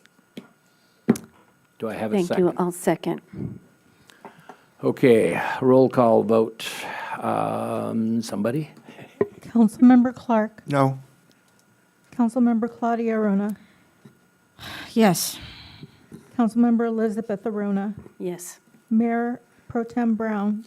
Yes. Mayor Infante. Yes. Motion passes 4-1. Thank you very much. Okay, let's go on to item 6A. Discussion and possible direction on further negotiation of joint powers agreement for Santa Ynez Valley Basin Eastern Management Area Groundwater Sustainability Agency. Okay, we'll take a second while everybody leaves. Do we have any more water? Here, Mark.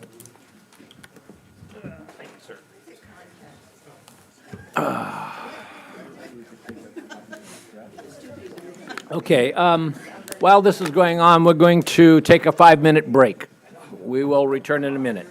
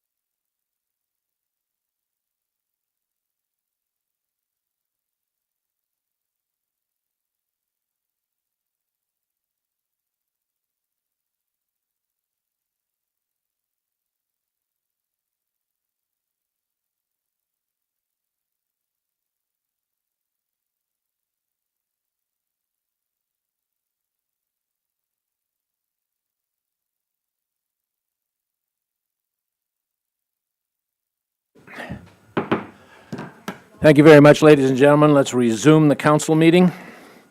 We are going to go to item 6A. Madam Clerk, are you able to introduce that to us? Discussion and possible staff direction on further negotiation of joint powers agreement for Santa Ynez Valley Basin Eastern Management Area Groundwater Sustainability Agency. That was a mouthful. Dave, staff, please. Good evening, Mr. Mayor, members of the council. For those of you who may not remember, my name's Dave Fleischman, Assistant City Attorney. For the last couple of years, we have been involved in negotiations for a joint powers agreement with a number of other agencies, specifically ID1, Santa Ynez River Water Conservation District, which I'll call the Conservation District, and the Santa Barbara County Water Agency. We brought this issue to you back at your January 24th meeting, had a little bit more robust discussion about it. I just wanted to put an item on the agenda this evening to provide you a brief update of where we are. We're basically not much further down the road than we were in January, but I did want to provide you an update.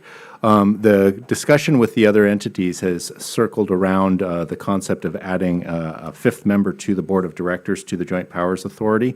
That fifth member would be a representative of agricultural interests within the Eastern Management Area. And the discussion has surrounded how that person would be selected, what the voting strength would be. There's been some discussion over time as to what the financial obligations of that member would be. But it's all culminated in not coming to an agreement on the JPA agreement. So this is an opportunity for council to discuss if you have any additional questions, if you have any different direction that you would like to do. The most recent development was on Saturday, I believe. Council for the Santa Ynez Water Group, which I've mentioned in the staff report, provided some additional language for a proposal on how the agricultural representative would be selected. And it basically, I won't go into it in great detail, but essentially that if the four members of the board of directors of the JPA made a request, then the Santa Ynez Water Group would work in conjunction with other agricultural associations and entities within the GSA's boundaries to solicit applications for that agricultural position or that agricultural director. And then the four other entities would have to agree unanimously on that candidate that's being presented by the water group. So there has been language proposed on that. I have not provided any direction to the other parties during the negotiations because we literally got it over the weekend, and this is the first opportunity I've had to discuss it with you. So there are some other requirements that they had suggested that the fifth member be an owner or representative of an owner of property located within the boundaries of the EMA, that they be involved in commercial agriculture, and they are producing at least 2 acre-feet per year of groundwater. They'd also have to be a resident and registered voter within the boundaries of the EMA. So that's kind of the latest at this point. I would open it up to questions from the council if you have any questions about any of the negotiations or the JPA in general, or any other questions you might have about the process. Council members? I'm sorry, Dave, you went by that pretty quick. Could you restate the new language that we got on Saturday? Yeah, so the language that was produced by Mr. Dominguez, who's the lawyer for the water group, basically said that the agricultural director that would be part of the JPA, in other words, the fifth member of the board of directors, would be appointed as follows, and I'll kind of outline it a little more slowly. Upon request of the Board of Directors of the JPA, which is the other 4 entities, the Santa Ynez Water Group would work with other agricultural entities in coming up with an open process to find a candidate who would serve in that role. And they would forward that candidate to the 4 members of the board, that being Solvang, Santa Ynez Conservation District, ID1, and the County Water Agency.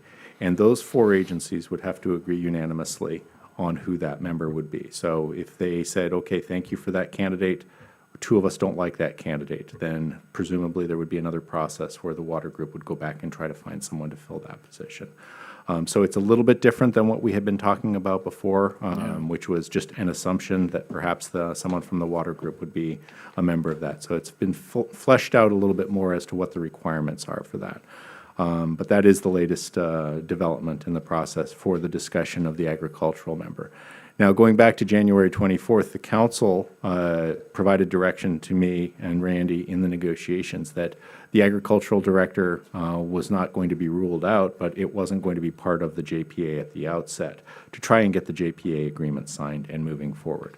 But the council did express an openness to considering that at a later date. So this is a little bit different than what you had been presented in January 24th. Would the other 4 board members be 1 vote each for that agricultural rep? Yes, the discussions that we've had is to get rid of the weighted voting concept and have 1 director, 1 vote, so that there wouldn't be 3 votes for one of the agencies, 1 vote for Solvang, and so on. That was a topic that I believe we've come to agreement on. It's just the 5th member that has been the issue that has been outstanding still.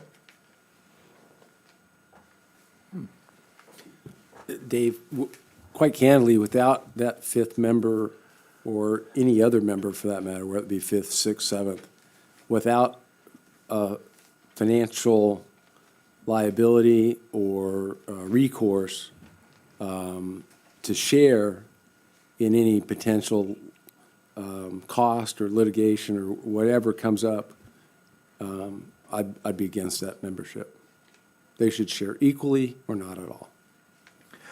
And one of the other, to your point, Mayor Pro Tem Brown, one of the other categories or one of the qualifications for this director is that the director being presented by the water group could not be party to any pending litigation against the GSA other than as a party to groundwater rights adjudication. So that would provide some barrier against an agricultural member filing lawsuit. But it still doesn't address the issue that has vexed me in the negotiations, which is if the JPA gets sued over one of its actions, who pays for that? Where does that money come from? And that, if we're talking 25% from Solvang, why isn't it 20% from Solvang if there is a 5th member of the board or something along those lines? And the response that I've got is, oh, well, there'll be a pump charge in place where all this money will be coming in. And it's like, what if the litigation is over the pump charge? And what if the litigation costs more than the amount derived from the pump charge? So these are all conceptual questions that I, as the city's former chief paranoia officer, think about through in these negotiations is what is the worst that can happen in a situation like this? How can everything fall apart? And in 99% of the cases, that's not what happens. It's going to go along just fine. But it's the 1% of the cases where I'm really glad that we try to resolve these things in advance. So I feel like to a certain extent, Solvang's concerns have been dismissed during the negotiations, saying, well, that's not going to happen, or there'll be plenty of money, or it's not going to be an issue for Solvang because the JPA has separate liability protection. That's why we're doing this. But ultimately, if we're going to sign on to a joint powers agreement, I want to make sure, first and foremost, that Solvang's interests are protected in that. And secondary, that Solvang's interests in moving forward in the JPA, the reasons for entering into that joint exercise of powers agreement are being protected and are consistent with the obligations of the city under the Sustainable Groundwater Management Act. Can I make a clarifying point, or maybe you can clarify for my own understanding? Any pump charges should not generate profit. We should cover the costs under other regulations, right? So there shouldn't be, if we were litigated, we would be covered by some form of insurance. So the real question should be not if there's money available, it should be are all parties jointly covered in a similar liability insurance?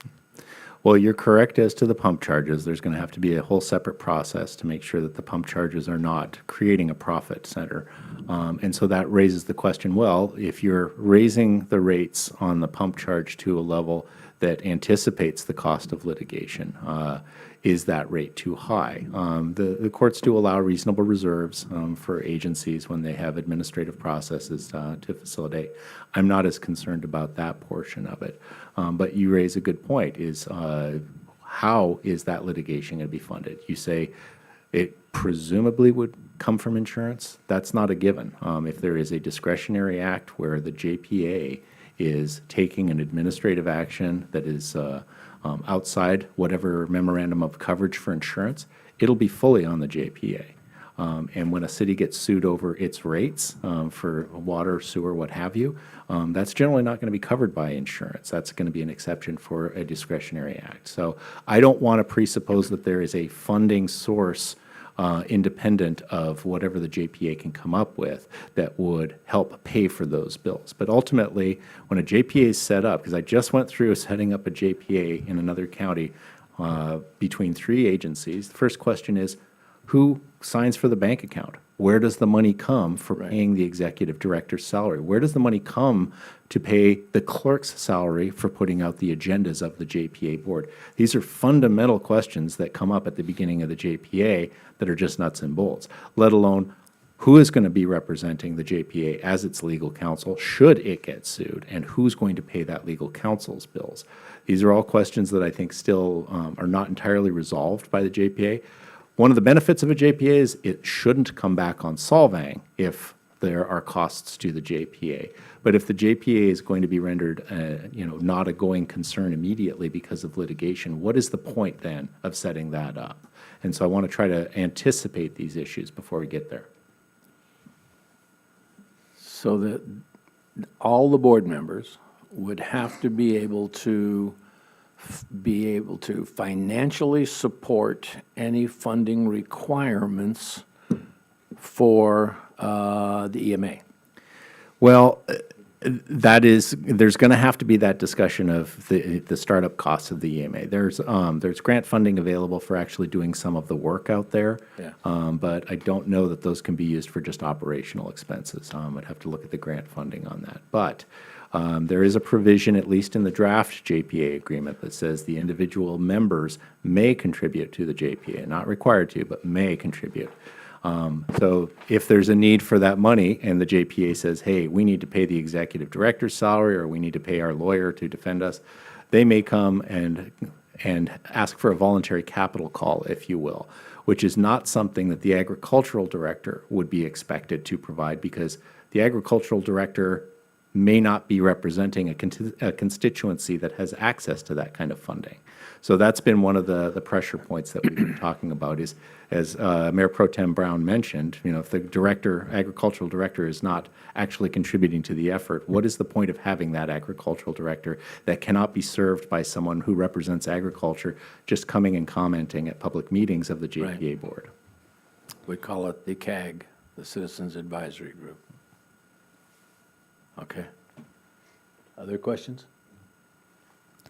So I was just wondering, is the including an agricultural director as part of the directors, that's one of the points that we're looking at. And one of the benefits of it is so that the joint powers don't get sued by this agricultural group, because they are also part of they have representation in the board of directors. Is that the benefit of including them? Even if there's questions about them being able to share the costs of being part of it? That is one of the advantages that has been put out during the negotiations, is its insulation against getting sued on a pump charge. But the countervailing argument to that is we have no guarantee that the person who is the agricultural director represents everybody and it's a unanimous decision. There could be one property owner who says, I hate that director. I don't agree with anything that director is doing. I'm still going to sue on the pump charge. So I don't think it's an absolute insulation against litigation to have an ag member on the board. Okay, so we could assume that it lowers the risk of litigation, but it doesn't, it's not a guarantee. I think theoretically it could lower it because you have an ag voice, and if it's a well-respected member of the ag community who can go out to the other ag members and say, hey, it's not what we want, it's reasonable, it's fair, that goes a long way in blunting potential litigation against the JPA, but it doesn't resolve it and take it to zero. Okay. Thank you. So we've spent a year, Dave, almost, kind of, you've spent, I should say. No, And we've Patty. spent. I'm all for less taxpayer money going to lawyers. No offense, Dave. I'm only clarified that it was really Dave because really, you've been a party to most of that dialogue and discussion, but yes, it's been a long time. I think why, have you taken any time to see if we could accelerate this path based on what other GSAs have done? The short answer to that question is absolutely we have. We have looked at all sorts of different JPA agreements. One of the things that has come up in the discussion, and I didn't put this in the staff report, I don't believe, is we're part of a basin that has two other GSAs. There's the central management area and the western management area. Those two have already successfully signed a JPA agreement that does not include an agricultural member. It's comprised solely of the public agencies in those areas. By the same token, there are other examples that the water group has, and I believe the Conservation District have provided in other basins, such as Mound Basin, I think is one of them, where there has been a member of the public or some other fifth member of the board to provide that. So it goes both ways. And is there any legal language that's useful in those, did you say Mound? Yeah, I think it's Mound Basin is the name of it. Mound Basin. It's more the concept of it. You answer the question first and foremost, do you want that fifth director? And if the answer to that is yes, then you figure out how to facilitate that. And then it's just the creativity of all the parties to the negotiation, how that is. And I will say that the water group has, in conjunction with the Conservation District, put a great deal of effort into this. Whether or not it's what this council wants is another matter. So just one more thing, because you put in the report that without a JPA in place, or if we don't come to an agreement, the liability limitation for the city of Solvang is moot. Is that right?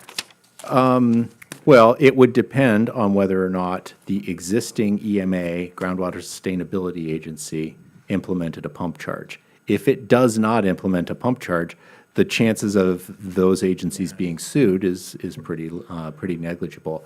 But that is one of the mechanisms that a GSA has to regulate and protect the groundwater basin is, put a downside to people pumping everything that they can out of the ground. And a pump charge is one of the ways to do that. Understood. Thank you. Any other questions? Okay, in that case, let's go to public comment, please. I have a speaker slip. Ms. Elamine.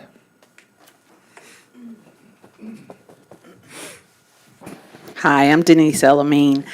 And I've been living here 10 years. I bought a house 10 years ago, but let me tell you that in 1978, I was going to UCSB, so my family owns property here since 1974. So I've been coming to this valley since I was 17 years old. So I've seen some things here, okay? So please don't think that I just came into Solvang and I'm talking, but I have a lot of history, and I've seen people, most of the people that have been city councils and everyone. I've seen them before, knew them and everything when they were in their prime. So I want to talk about the water thing, and that's what I know best about is when we, Solvang, made an agreement, and that's when ID1 came out, and we made the water agreement for a percentage of receiving water. We built a pipeline, and we paid, I'm talking about the city of Solvang, and we made an agreement with a percentage, and I'm thinking that the same attorney was here, and we end up paying $1 million for nothing, because a percentage of nothing is nothing. 25% of zero is zero. So we are still paying for something that we don't need now because we have a lot of water, but we don't get and we didn't get. So please, I really cannot believe we're going to go down this rabbit hole again. We are still in the rabbit hole. We're still paying for water that we don't receive. We have the same attorney that was here when it was made, and now we're going to come into an agreement with the same players and the same people. Give me a break, you fabulous five. Come on. Can we at least get some new players and call it something different? This is crazy. It's going from the pipeline to get fresh water from somewhere, and now we're going underground because now that water is coming out of the sky and now it's going down. Now we want to regulate the free water under the ground, so now we can make another agency to regulate the underground water since we're not in a drought anymore. Every time the situation changes, you guys try to forecast what's going to happen in this world, and you don't know. You do not know. We don't have any forecasters on here because nothing is constant in the city of Solvang. So please stop making long-term agreements with unincorporated towns. They can incorporate and become a town, and they can make their own decisions. Thank you. Bill Bulow, you're up, sir. Good evening, Mayor Infante, members of the City and Council, and staff. My name is Bill Bulow, and I am the General Manager of the San Ynez River Water Conservation District. And I'm here tonight to urge the City Council to support having an agricultural representative on the Joint Powers Agreement. All parties want a JPA as soon as possible. A JPA with an ag representative is good for everyone. As Mr. Fleischman has indicated, there is a new proposal that came in over the weekend, and I don't want to speak for the other agencies, but I think that about 3 out of 4 support that new process of getting an agricultural representative on the board of the JPA. This is our fastest path forward to having that JPA. A JPA with an ag representative enables us all to work together in the same tent to get the job done. If we have one group that represents a significant portion of the water usage outside the tent, it's at our disadvantage. It's much better to have everyone working together. We hope that Solvang will support this. The San Ynez River Water Conservation District's Board of Directors won't sign and will not support a JPA that does not have an agricultural representative on it. And if that doesn't happen, then the JPA won't go forward, and we will be with the MOA still. And the MOA, under the MOA's voting scheme, Solvang has 1 out of 11 votes, as opposed to with this JPA, they'd have 1 out of 5. So I'm here to impress that you support this, and I feel it's the best way forward for us to get moving and to start implementing our GSPs. Thank you. Thank you, Bill. Mary Hayden, you're up, ma'am. Hi, Mary.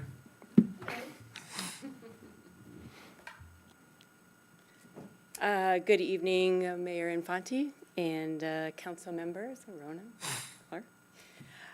Thank you very much for letting me speak this evening to you. My name is Mary Hayden, and I'm a member of the San Ynez Water Group, and also a member of the CAG, or the Citizens Advisory Group, for the Eastern Management Area of the Groundwater Sustainability Agency here. But more importantly, my family owns and operates the Ted Chamberlain Ranch, just north of Los Olivos.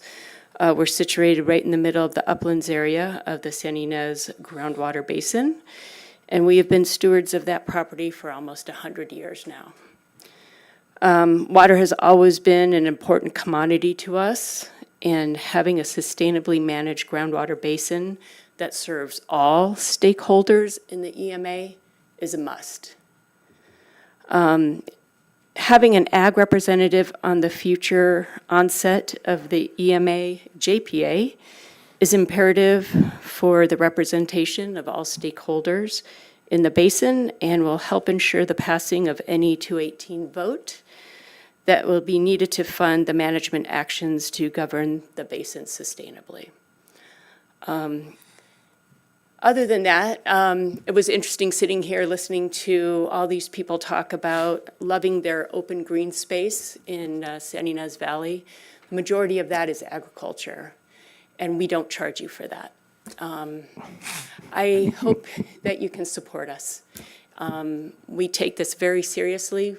We know that we have to manage this basin sustainably. Agriculture is not out to take the water from you, but we do need a voice at the table and helping to make very, very important decisions that will affect us for probably the rest of my life. So thank you very much. Thank you. Thank you. Anybody else in the audience that would like to speak? Peter, please. Come to the table, introduce yourself, and speak. Good evening, Honorable Mayor, members of the council, staff, council, members of the public. Peter Garcia, I'm the general manager of the local water purveyor known as ID1, and we've covered a lot of relevant sub-issues related to this negotiation of the JPA. And I want to just touch on maybe a couple of them, issues that others have already brought to fore. But again, by way of background, SGMA, we're almost 10 years into this law. And SGMA is very specific about the type of agencies that can join a GSA, a Groundwater Sustainability Agency. And it's defined by statute, and it includes local agencies, which are defined as public agencies having water supply, water management, or land use responsibilities. So we didn't write the law, and it did prescribe who could become a member of a GSA. So back in 2017, we know we formed a GSA here in the Eastern Management Area. It comprises of 4 public agencies per the statute. But as we've moved along, I think some other context is very interesting for the basin. And I was always told that a prop is very useful. So I think it's really worth looking at the Eastern Management Area, okay? Roughly speaking, here's Solvang down here. ID1's service area is generally coterminous with some of this blue, which is also the, I don't know if it's showing up on that camera, or that it needs to, coterminous with the boundaries of the Conservation District. But look at the EMA. Look at the vast portion of land within the EMA. Thank you, Mr. Murphy. The vast portion of the EMA that really is, yes, it's within the county's jurisdiction, but really is not within an already districted area. And so the nonprofit entity known as the San Ynez Water Group that Ms. Hayden just introduced several years ago, and they've been involved in the development of the GSP throughout the SGMA process. I mean, they're not newcomers to the table, but they have come to this negotiation and said, you know, despite the limitations that we have from SGMA about not being a water district, there's precedent in our state for how an accommodation can be made to bring a non-public agency director onto a JPA board, a GSA board. And the reason why ID1 has supported that from the get-go are some of the policy reasons that were mentioned. There's real skin in the game in all this production out there.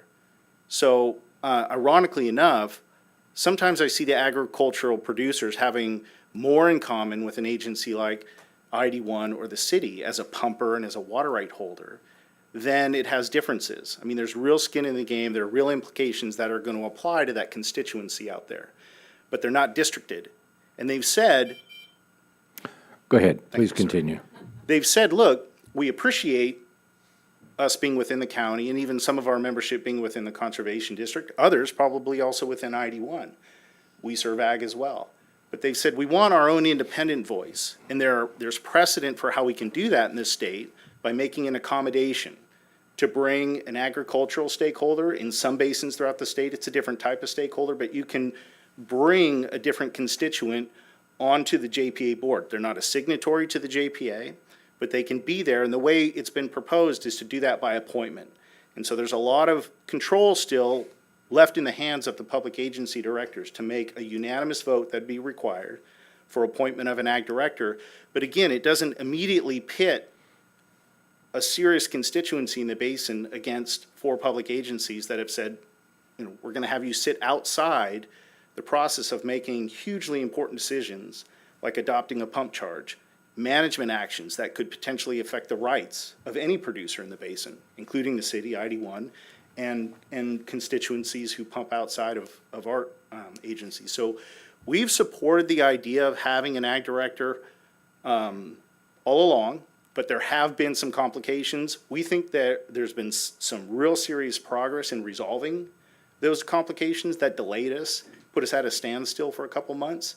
We're confident that we can get there, and I don't think failure is an option for this JPA. That's my honest opinion. So thank you. Thank you very much. Thanks. Got any money?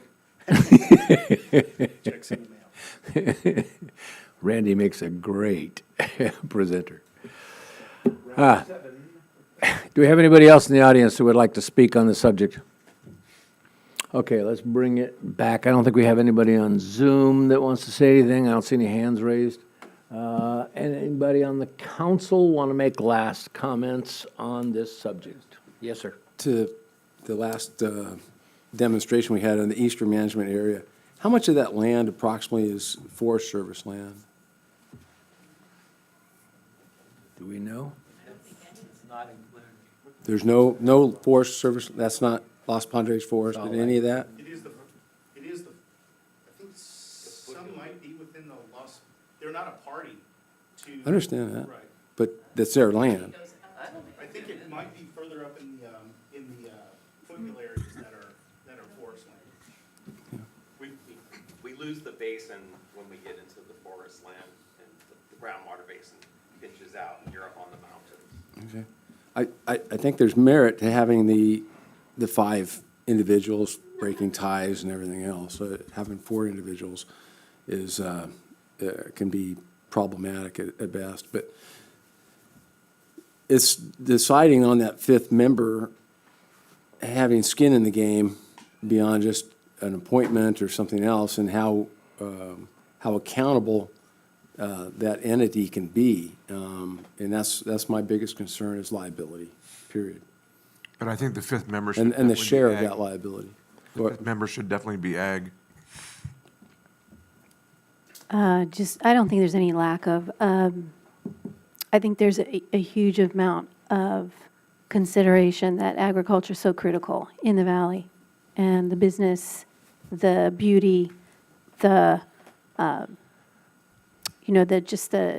legacy of living off the land is really important for all of us, maybe underappreciated oftentimes. But I'll make a quick observation that I have, maybe for the first time and only time, heard the Conservation District throw down the gauntlet the way you did, Bill. That you will not sign the JPA as it was originally structured. So it occurred to me that perhaps that's why this negotiation has been so protracted. And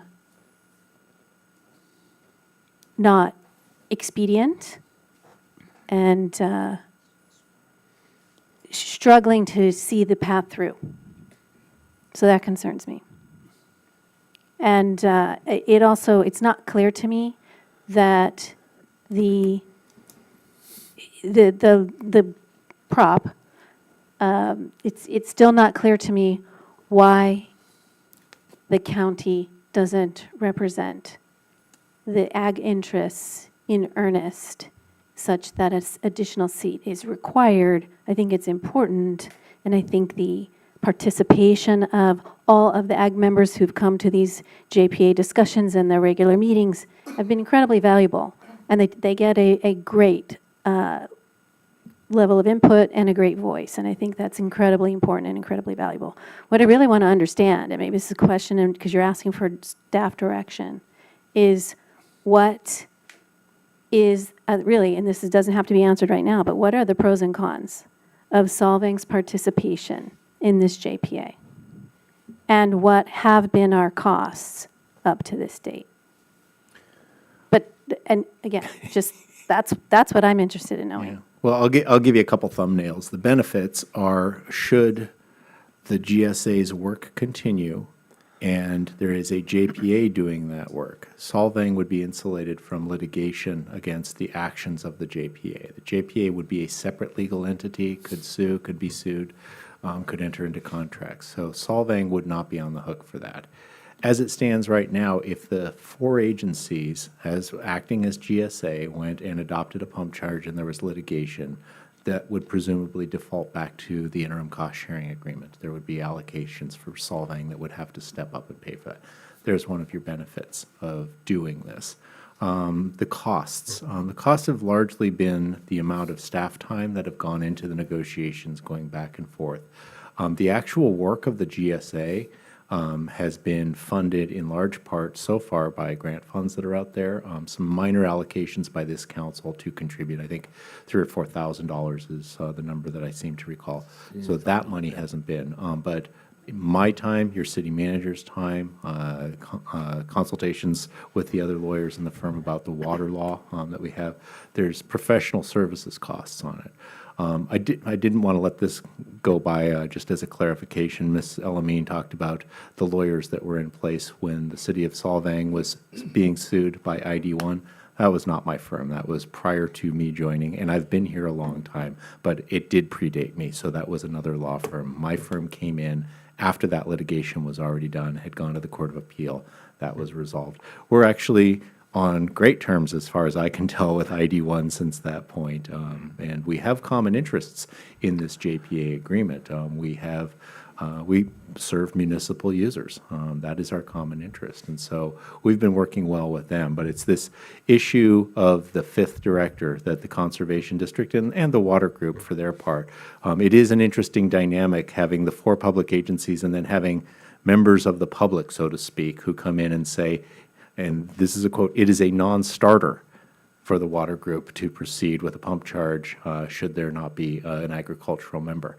Having a member of the public dictate what 4 public agencies are going to do in a joint exercise of powers is odd to me.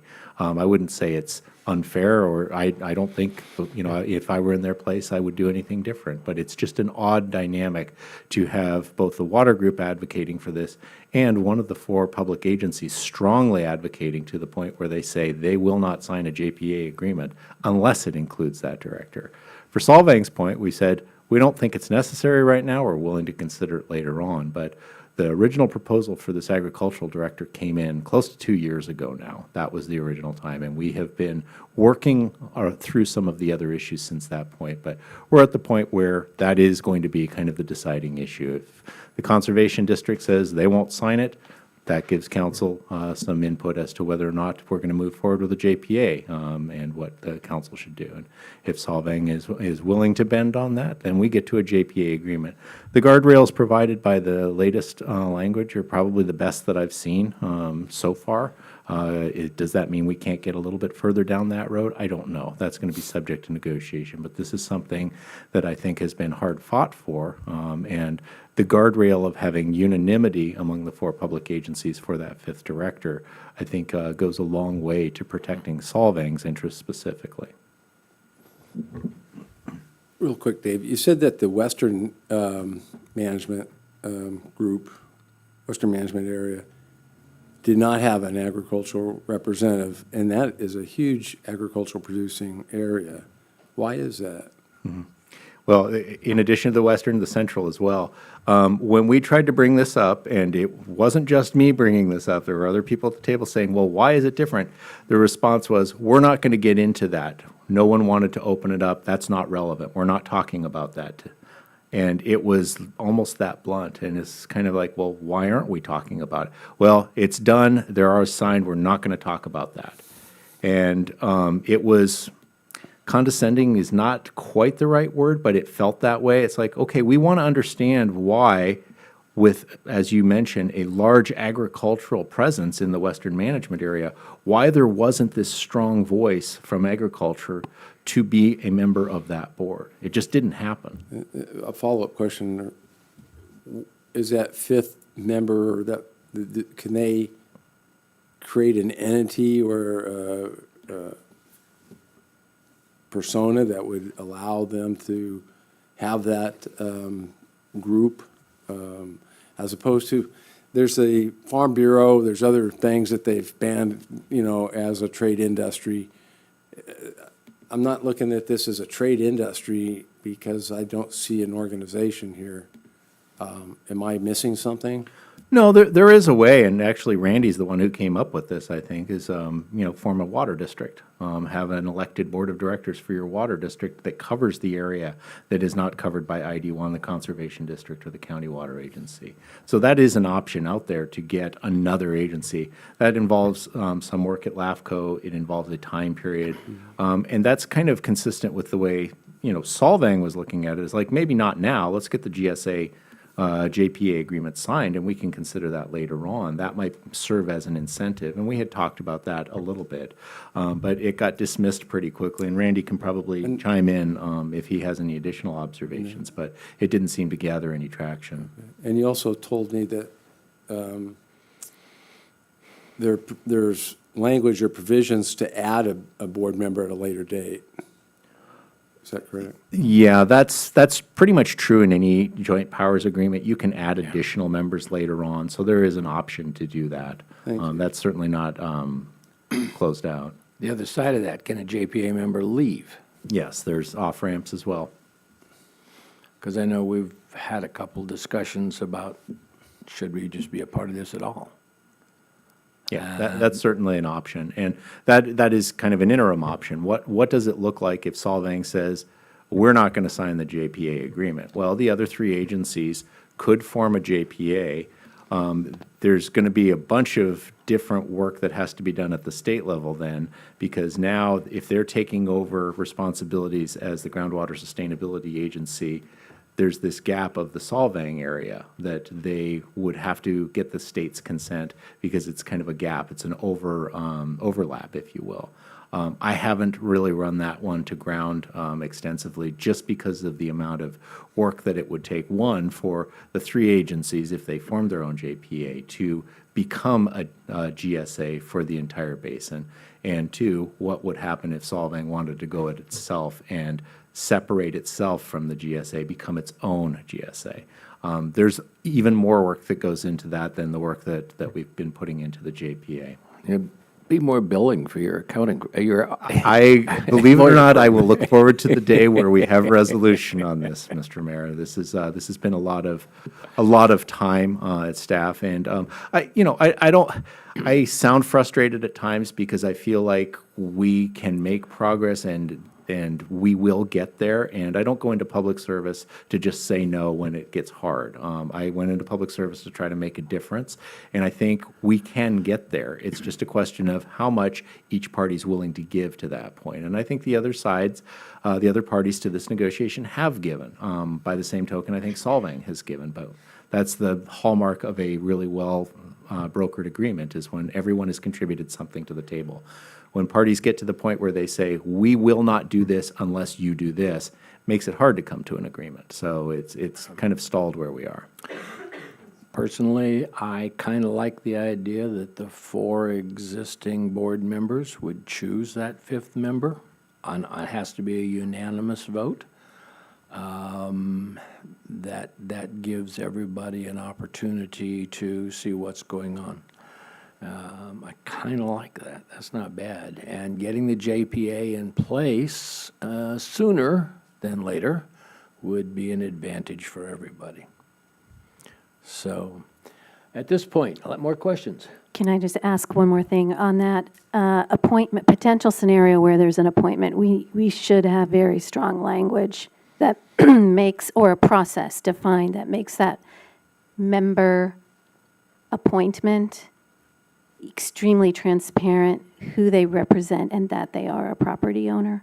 Can we be sure that those, we need to avoid the risk where we're, inadvertently inviting a corporate owner or an outside entity that is making sustainability decisions, or they just it might not be transparent that they're 100% aligned with the mandate for Sigma. Well, I think the language that was proposed on Saturday by the water group's attorney goes a long way towards that. It's a question of getting the documentation of the person that they're proposing. So that's something we can certainly work through in the negotiations, that if they're going to put forth a candidate, we want to see the receipts, basically. And if the receipts aren't there and we can't see that they're actually pumping 2 acre-feet, or that they're not a voter, or that they're not involved in litigation, then Solvang can just say no. And it won't be unanimous, and that person won't be put forth, and they'll have to come forth with someone else. So I think that can be worked out. And I think what they've proposed is, it's not bad. I mean, it provides at least a framework for further discussion if we get over the idea that a 5th member is or is not going to be a part of the board. So, do I hear them? Are we actually voting on this, or are you I'd like direction, because we're going to have presumably another meeting of this group at some point to go through the language that the water group's attorney provided us, so we can walk through that. If council is amenable to adding a 5th director to close the deal, so to speak, on the JPA, with those guardrails kind of that I mentioned before, with some refinements through negotiation, that gives me direction that I can go back to the table and start finalizing that process. That's basically what I'm looking for, some kind of council direction on that. Okay, so we don't need a motion on that necessarily. We just need agreement between the 5 of us, or a majority of the 5 of us. Yeah. It really, it's really awful that you often see when it comes to water that municipalities seem to be pit against agriculture. You know, you see it in the San Joaquin Valley, that because decisions get taken with municipal usage of water in mind, that it really compromises farms and their production. And it'd be great to have an opportunity to work together as an agency. Yeah. So with that, I support having that 5th member in the. Okay, so let me ask the question then for everybody. Who supports this and who does not? Representation. I think we need to see the language. But are you okay with the concept of me trying to negotiate? Because you're going to see the JPA agreement, no question about that. That will come back to you. Yeah. But the question is really, are you okay with the concept of an ag director, provided this guardrail of unanimity of appointment for the other 4 agencies is a provision in that agreement? Yeah, I think the difficulty is we haven't seen each iteration of the negotiation. So it's hard to, sort of imagine what all that language is going to say and what the provisions are, but we need to see it. Yeah, you will definitely see it. And what I would propose probably at some point is just an agenda item where you look at the agreement. I'm not asking for approval of it. If you have questions, then I can go back. I don't want to be sending you all drafts of this agreement and then having comments come in, because I like the Brown Act. I appreciate the openness of that act, and I would rather do that in open session and try to get your direction on agreement. So we could bring back a fully integrated JPA agreement. You could have discussions about it. If you're not happy with some of the things, you send me back to the table. We try to negotiate those. Yeah, and I think that'll help. Seeing the entire agreement, Dave, will help us understand what exposures the existing members, continue to hold, or how we have lessened the risk. Okay? Okay, so then, Ms. Arona has said, it's okay. Are you okay with him rewriting that and getting it back to us? I'm okay with the 5th person.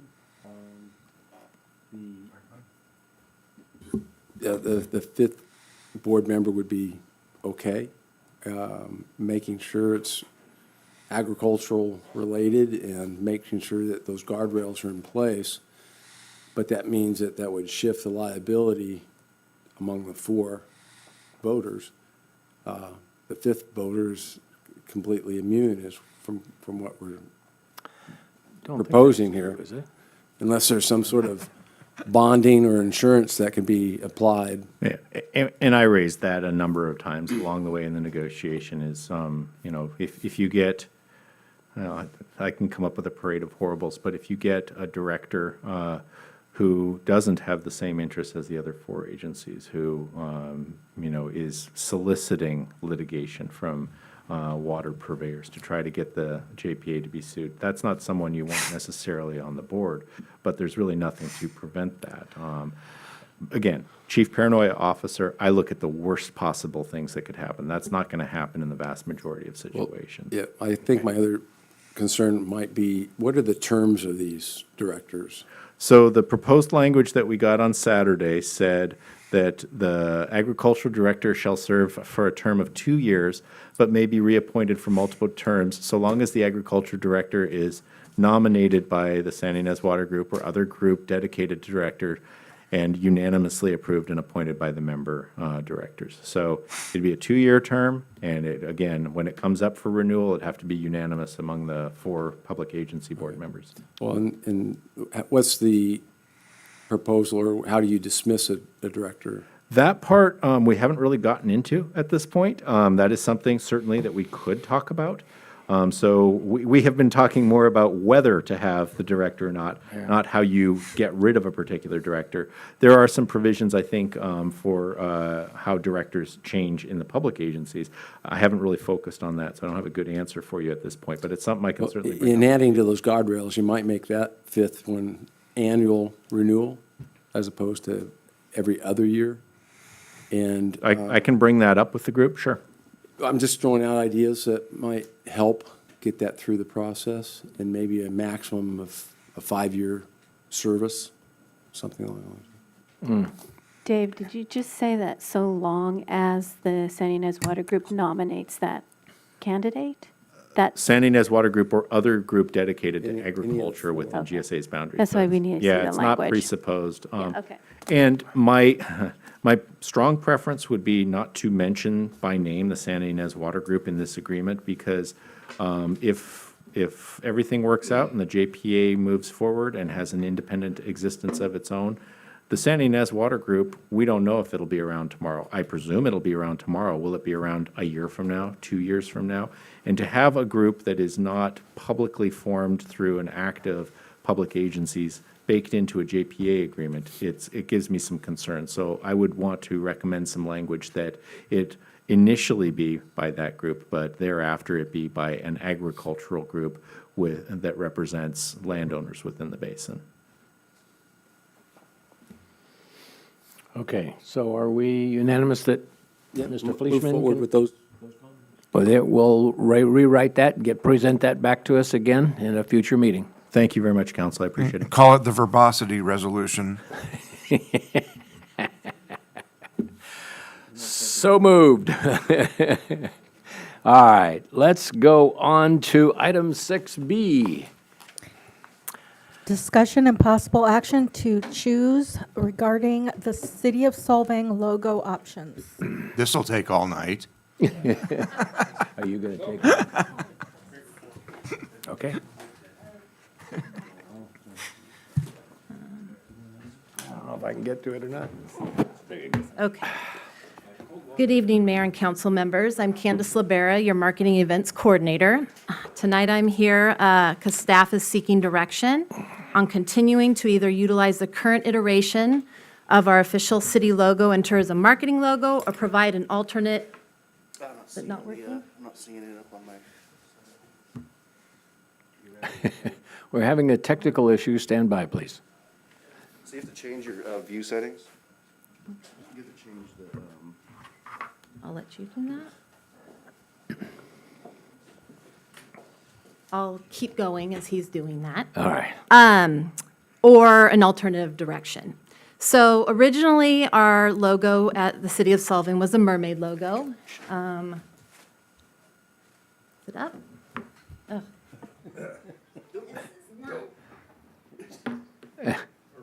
That's easy. There's one behind me. There's See if it shows up. window. Was the mermaid logo. You can see this in attachment A. No? Okay. It's in attachment A, but I believe, I'll just keep going and I'll let him do his thing. We all know the mermaid logo. Then in 2021, it was brought up as a free website and redesign and brand cohesion update. A survey was conducted to gauge the community's desire of updating the city's government use logo. Okay, so that's attachment B. Oh, let me get you set up here. Okay, so this is the attachment A. These were the mermaid logos. And then we had a survey that was brought to the community. Based off of these responses, there's 86 responses from the survey. 41 were the windmill logo, and 24 were for the mermaid logo.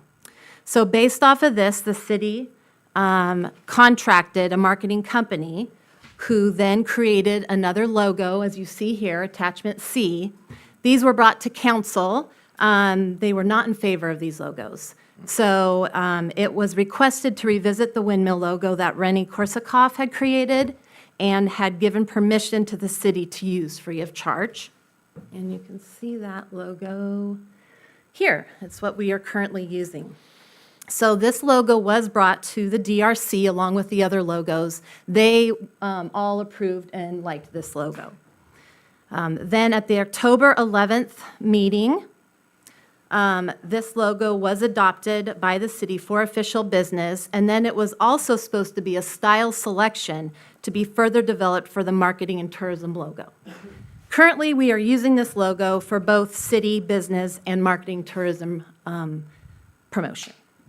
There have been some concerns from various council members, staff, community members about the windmill logo, as it is similar to a local business, which you will see in attachment E, as well as not all departments have changed over to the windmill logo. This discussion was also brought to the Tourism and Marketing Advisory Committee on March 6th, our first TMAC meeting that we had. All of these members were in favor of reverting to a mermaid logo as the city official logo while maintaining the windmill logo for marketing and tourism purposes. Now, as you can see in attachment F, some comparison cities, other jurisdictions also have different logos. So this is the Paso Robles, then we have SLO, and then we have Pismo. So, also I wanted to mention that this was also brought to our marketing team. So TJA Advertising, Islet Agency, Stiletto Marketing, they all are in support of keeping the windmill logo for marketing, tourism, branding purposes. The windmill logo distinguishes Solvang as, it distinguishes us as a destination with old world charm and in the visitor's perspective. And the tagline, Solvang, the Danish capital of America, is a strong branding element, and it sets us apart from other destinations. So staff is seeking input on the following options. So option 1, if it goes, it's what? There we go. So option 1 would be to continue with the current windmill logo for both business and marketing purposes. This option would entail continuing to replace the mermaid logo with the windmill logo throughout the city, which has some of the following expenses. We need to update the city vehicle identification logo on the fleet.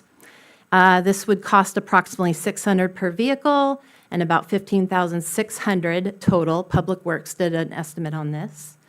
We need to update signage throughout town that has the mermaid logo on it. So approximate cost of one sign is $20,000 to $35,000 to change out.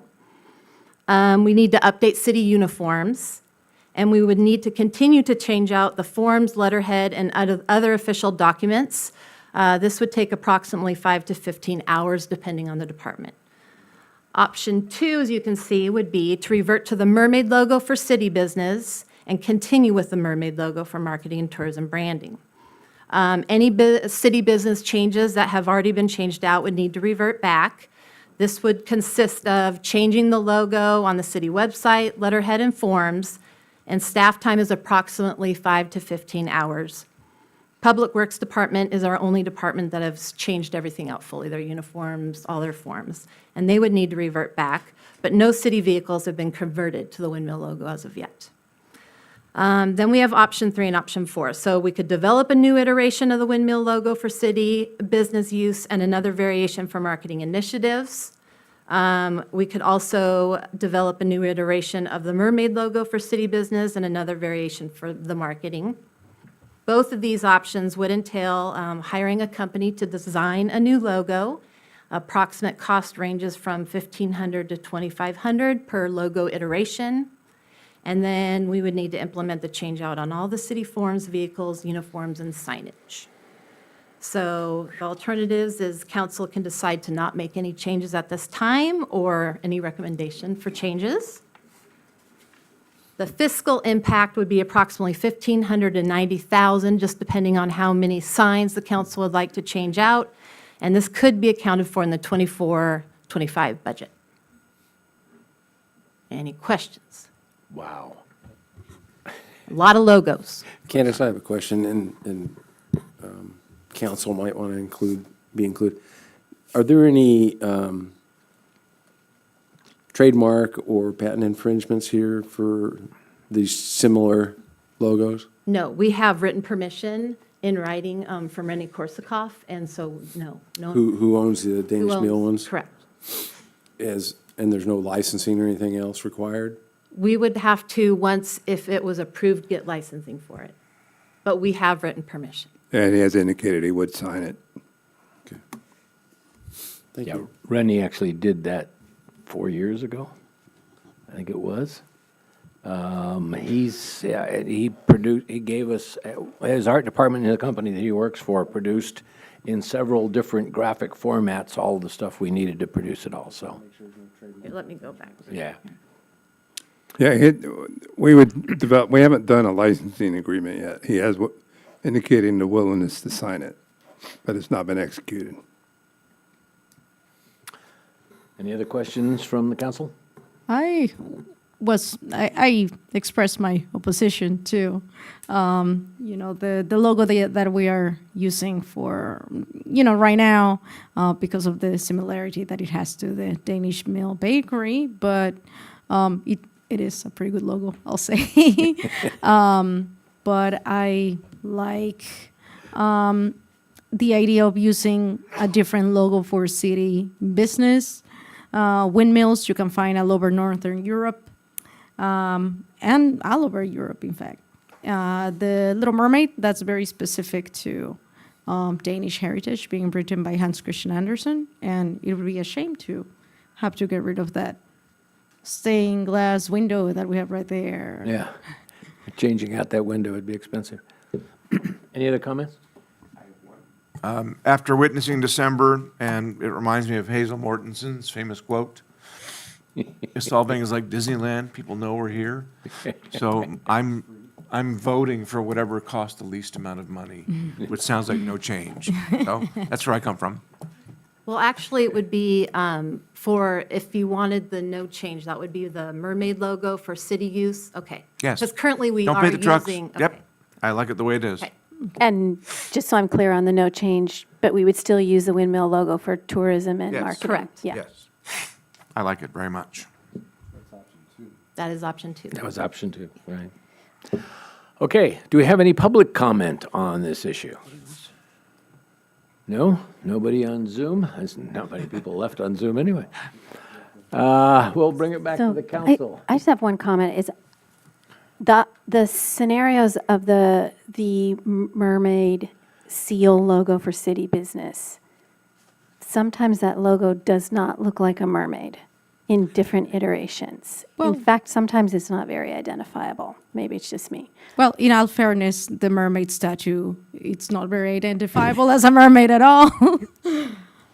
So if it were to cost a small amount, it looks like it's $1,500 to $2,500. Am I reading that correctly?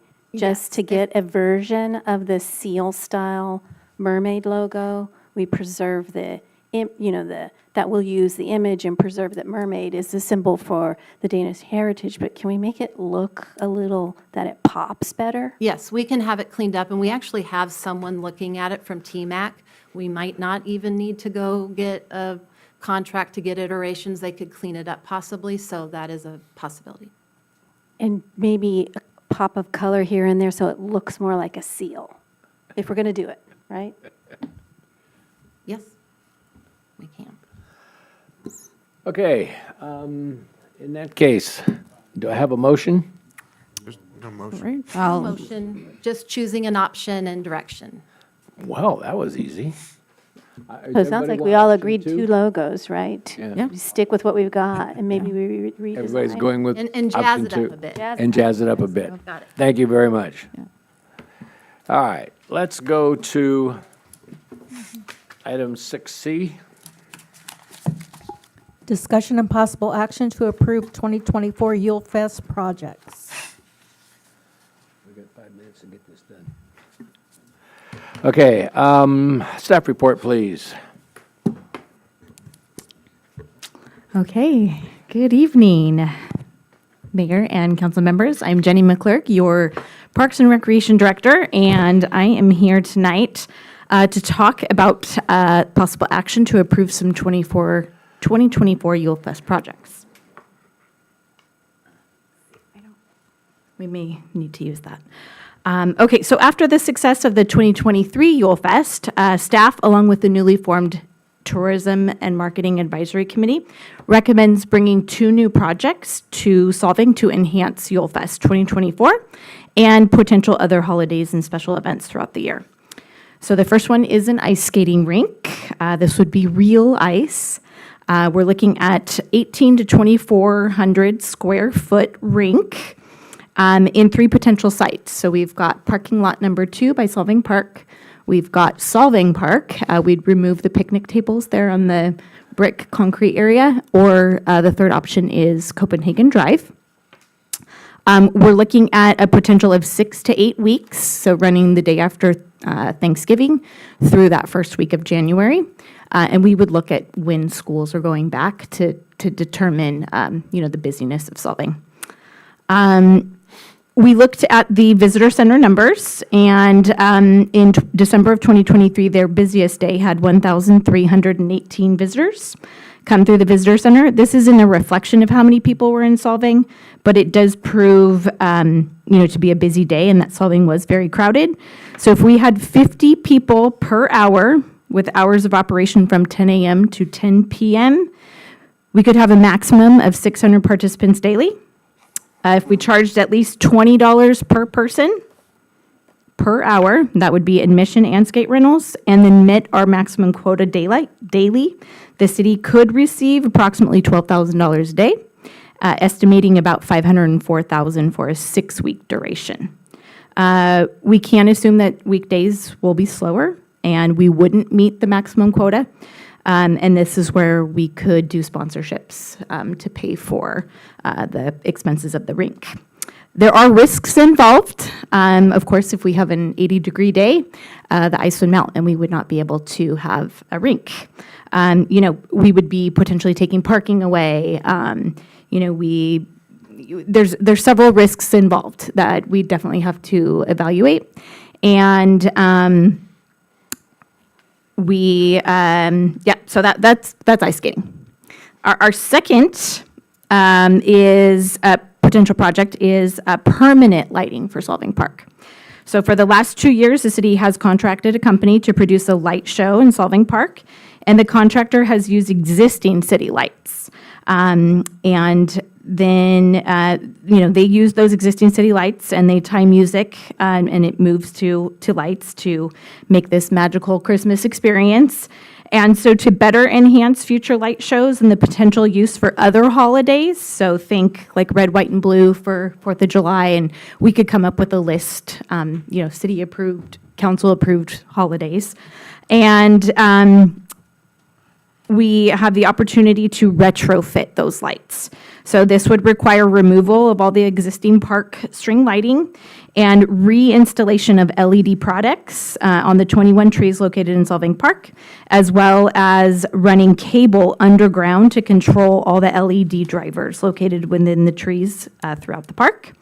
The service life of the LED lights are approximately 8 to 10 years with a 2-year warranty from the manufacturer, and they are rated for outdoor use. Estimates received back in September of 2023 to retrofit 2 LED lights, and all related labor are approximately $75,000 to about $115,000. Trees would be wrapped with the lights significantly more, and I showed that in your attachment A.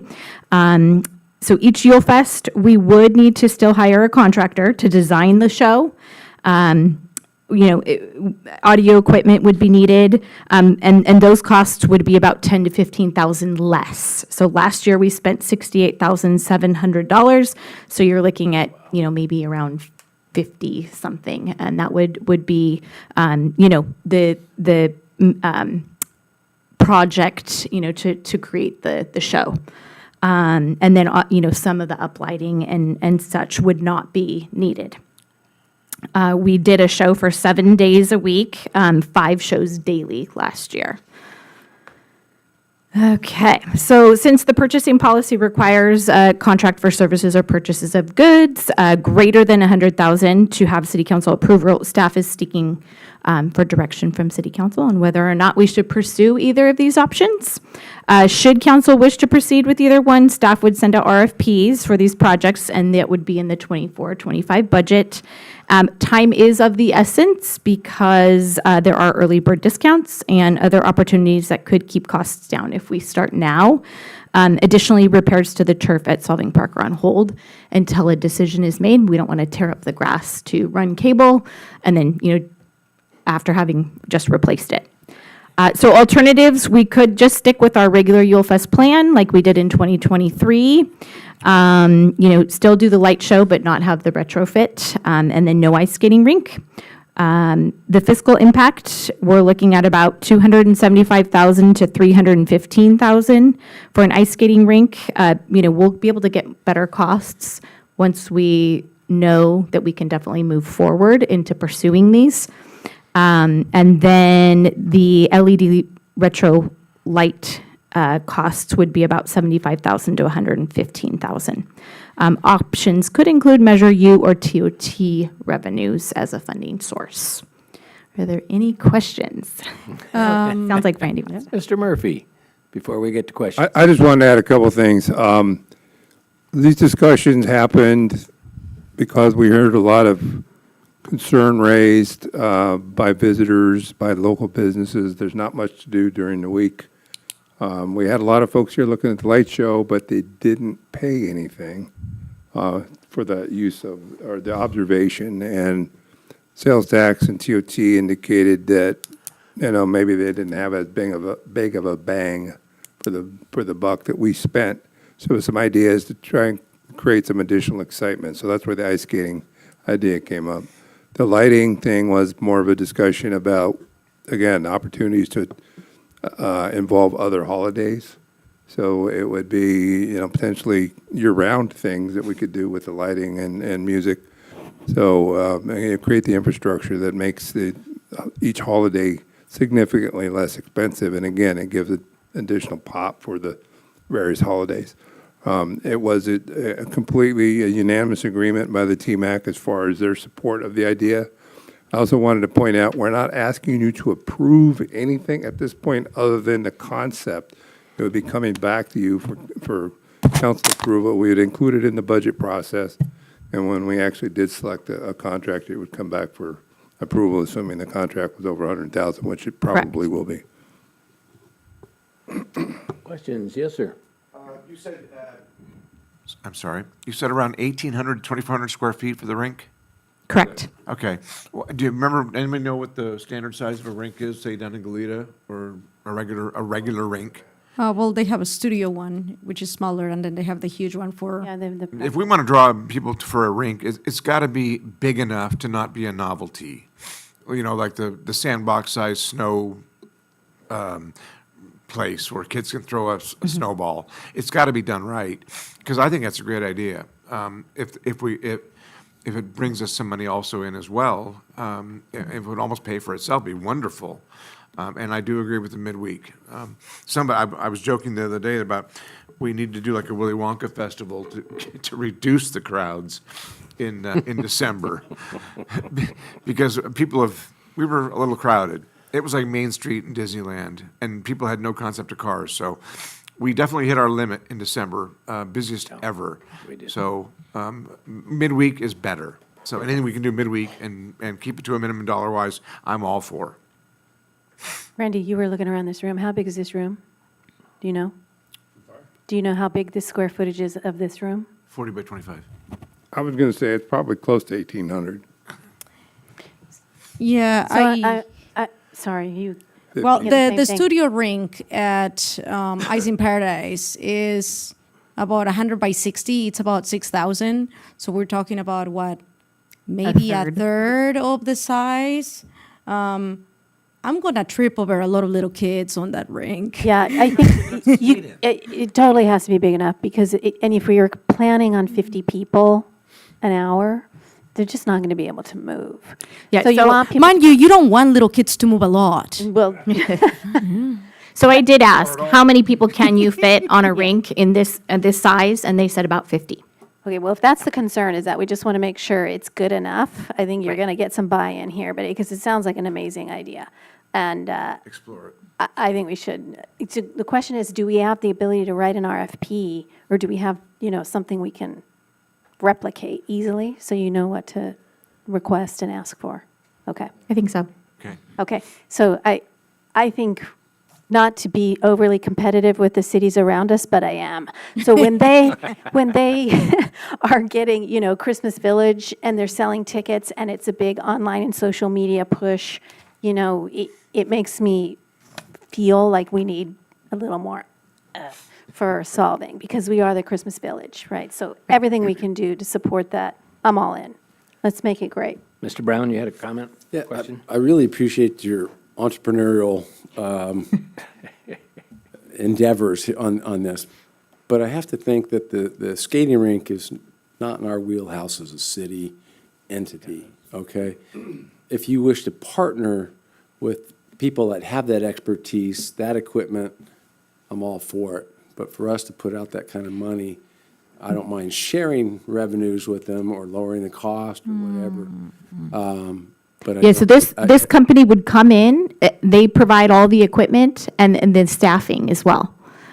So they know, But we have a fixed costs of almost $250,000, okay?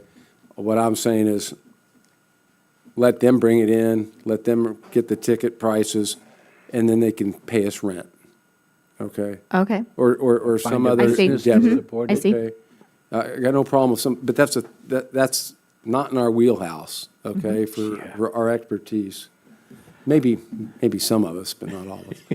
And is it possible that it could be done, I don't know, in the vets building? Is that big enough, or something similar? Yeah, I think the idea is we want it to be kind of centrally located, so people see it when it's indoors. It would be hard. Yeah. It would be hard to see. And to keep people, you're going to keep people in one place for a protracted period of time, which means they're going to go get coffee and a able skiber, and they're going to shop, and they're going to hang out in the village, which is, and what we want them to spend the whole day, which I think is the idea. With regards to the lighting, as it relates, I think probably we're seeing technology change so fast. For us to make those investments, I don't think is prudent. I think hiring a third party, and I think that we could do something with holograms and things of that nature that could really make a spectacular show with, again, and pay for those services rather than own them. Because that technology, like I say, is going to be antiquated in 2-3 years' time. Yeah, everything does that. Who pays the liability insurance? Is that part of this cost? It has to be, of course. Yeah. That's good. They're the contractor, so they would, that would, depends on how we wrote the RFP certainly, but I would imagine that's part of the reason they're going to charge us $300,000 to set it up. So they bring in the staff, all these skates for all the different size kids and adults and whatnot. And I'm not in favor of doing anything that would take up parking spaces. So maybe in the park, I'm not sure where it would go. I think the park makes the most sense because it's visible to the people coming down Mission. And we have the room there, and in the wintertime, if we kill a little grass, Yeah, so the spot designated that staff has thought about is where the picnic tables are. We'd remove those picnic tables. Yeah. Really? I didn't think you could move those things, so they're all concrete, You- aren't they? Yeah. We with have the some track- strong yeah, staff. yeah. And forklifts. Forklift. And forklifts and, whatever. Maybe the Sharks could come play an exhibition game. I personally like the idea of the lighting a lot. So do I. The ice rink, yeah, we have to see how that would work, I think. I'm kind of with you. I don't know. I love the idea of having, stuff to do all week long. Stuff to do with, put your kids in the ice rink so you can go off to the bar and have a drink, and let the kids play. Or just lock them in the car. Whatever it takes. That's kind of a neat idea, but, okay. So what you're asking us to do is say, go. Explore, just explore. Just, yeah. Yeah, We need a motion. Put it out for If you RMP. think right. If this is worth exploring. According to this, it says, is there a motion on the item? Do we have oh, wait, we didn't go for public comment yet, did we? No. My apologies. Is there anybody in the public who wants to make a comment on this? Yes, please. Hi, Susan Lee. I'm the Visitor Center Manager, and I'm also on the TMAC now. I'm the chair of the TMAC, and I was at the meeting where Jenny told us all about this idea with the ice skating. I do think it's a good idea, but mainly the couple things is, yes, it gives something to do, another thing to do all week long.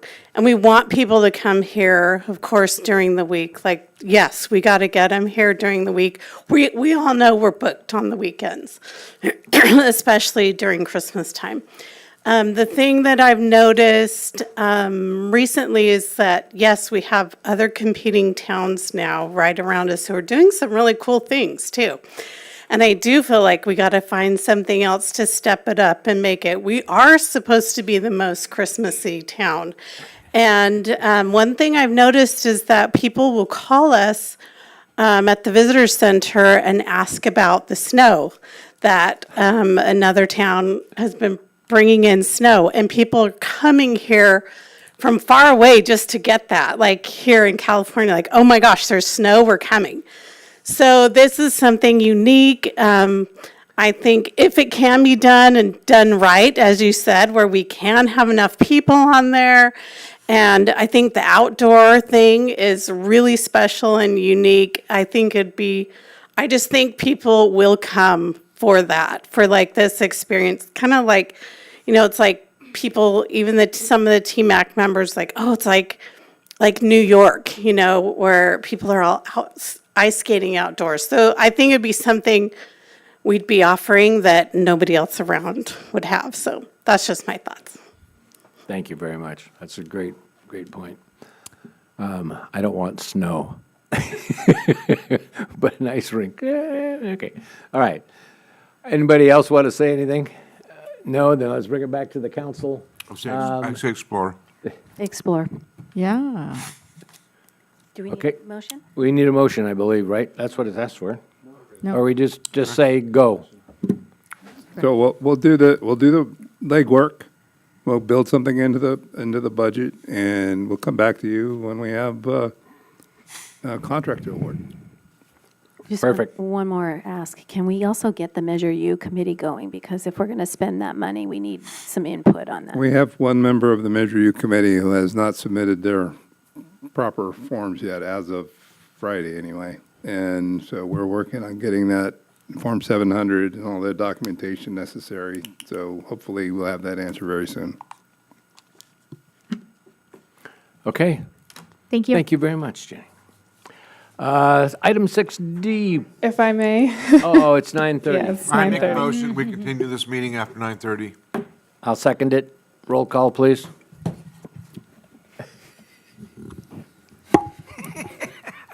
Got it. Councilmember Clark. No. Councilmember Claudia Rona. Yes. Councilmember Elizabeth Arona. No. Mayor Pro Tem Brown. You have to vote. Yes. Mayor Infante. Yes. Motion passes 3-2. Stupid council humor. Yes, okay. We are going to lose one council member who has to leave. Okay, now we can go to item 6D, please. Discussion and possible action to approve the annual general plan and housing element progress report. Staff report. Thank you, Mayor. Hello again. I'm your planning building manager, Rafael Castillo. I'm here to give you another state mandated report. So why is an annual report required? Well, it's per California Government Code Section 65400. It's a report to actually two state agencies, the HCD, or Housing Community Development, and Office of Planning and Research, OPR. So it offers two things to the council. First one, it does a status update on our existing general plan, not the one we've been working on, and also our existing housing element. So in your report, you had two appendices that reported out on our current general plan, as well as the newly adopted 2023-2031 housing element. So this report is basically a highlight of what this department's activities are for the last year. So this is actually stuff that happened in 2023, even though it says it's a 2024 report. So some of the major highlights that this department, as well as the city, has completed is adoption of a housing element. You did complete 3 zoning ordinance amendments, mainly pertaining to code enforcement flags, and I forgot the last one that you did.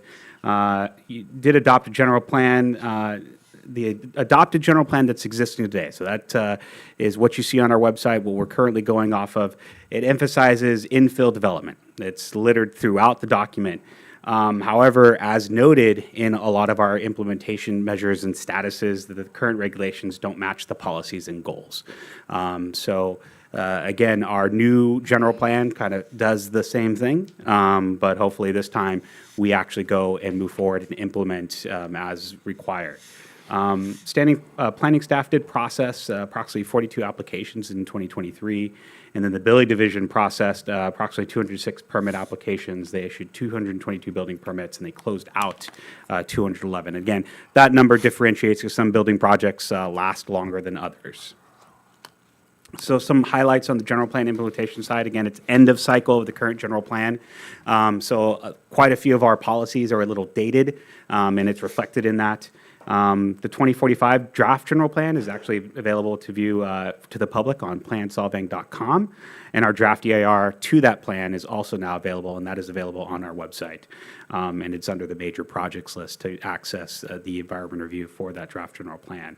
So once adopted, the focus really should shift on implementing the policies and implementation measures. So coupled with your council goals and directions, it's up to Randy and myself to really harp on the rest of our staff to get going and get moving on implementation of our general plan.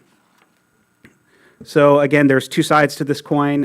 Just a quick overview of the 2023 housing production. There wasn't much because technically the cycle started April 1st. Don't quote me on that. So we produced a whopping 6 units. I know it's not a lot. 3 SFRs and 3 ADUs. So we've made an 8% dent in our 8-year RENA goals. So I know it's not a lot. We're a small community. We don't produce that much housing. A lot of it's coming from the infill. However, on the next slide, you will see a major change. And so part of our housing production readout back to the council is what's in the pipeline. So post-entitlement means those are projects that were approved by either your body or the Planning Commission. So those are ready to go post-entitlement, and they're off and running to hopefully get building permits. And then there's one project that's considered in the entitlement cycle, and that actually is the Alamo Pintado Apartments, or Site C. So as you can see, with all the potential new units, there's actually 127 units in what's called the technical pipeline, but the majority of those are Alamo Pintado.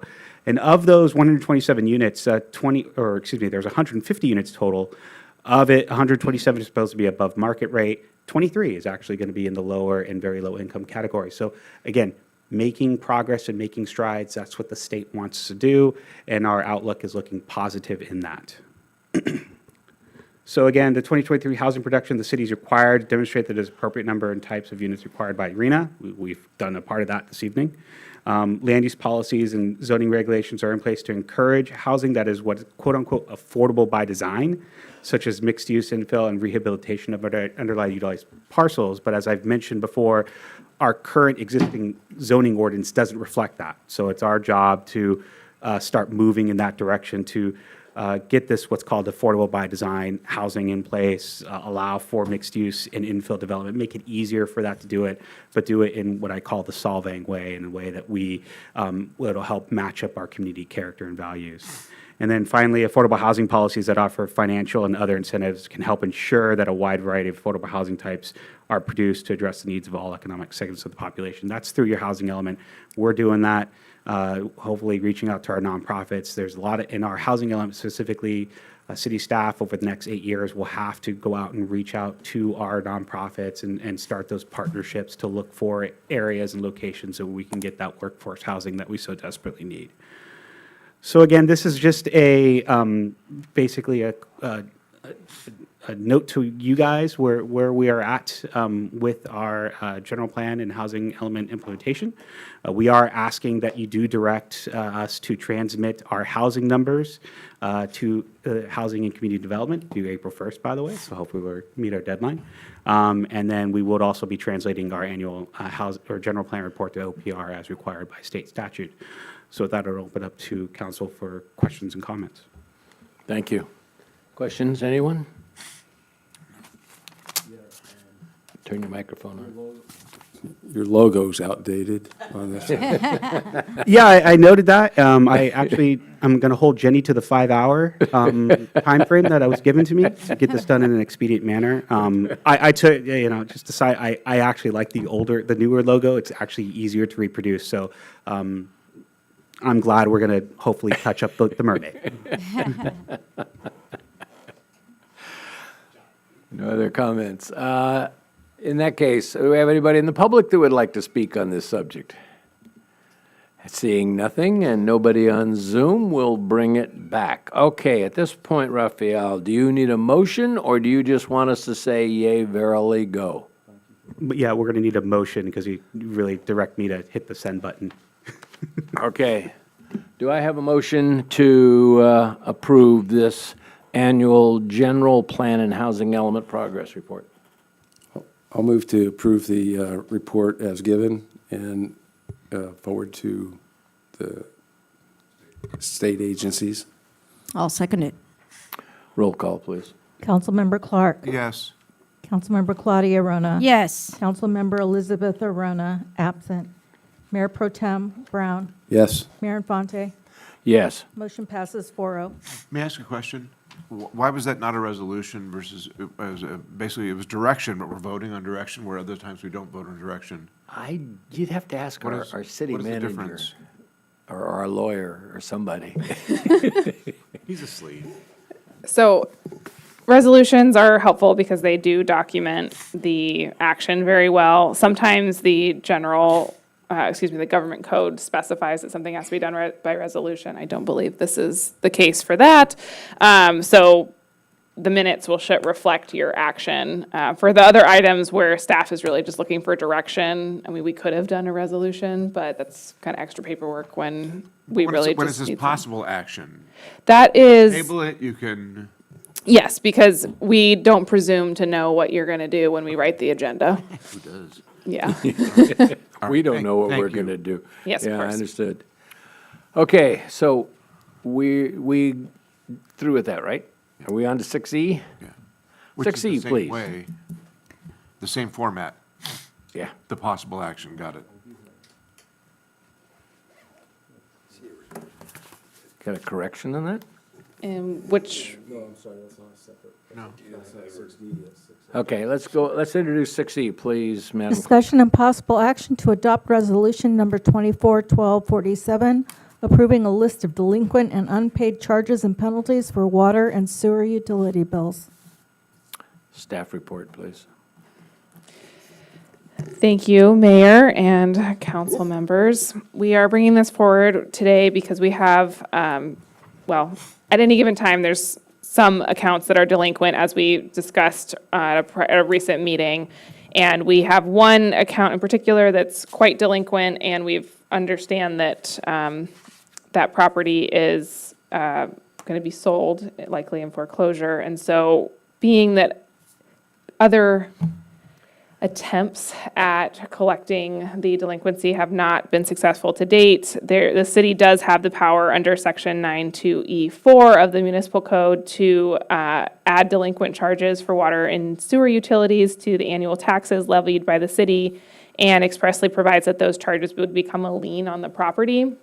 So consistent with the council's prior direction to, enforce our utility code to the extent allowed under state law and our own provisions, staff is suggesting that we move forward with imposing a lien to collect these delinquent charges. At this point, this is the only, we would have included other properties that were delinquent, but at this point in time, this is the only property that is delinquent that's listed in the exhibit there. And then our code doesn't, even though it provides that we can make a lien to collect these delinquent charges, it doesn't provide a lot of process or, how to do that. So we have borrowed from government code sections 54354 and 55 a process for recording that lien against the property. And that's what we're requesting to do tonight. I don't know if the city manager has things to add. I just wanted to point out that this particular property has been delinquent pretty seriously for about 10 years, I believe is what I was told. Really? Yes, where they've made promises to pay and then gone delinquent, promises to pay, gone delinquent. This is one of the more egregious examples that prompted the previous conversation.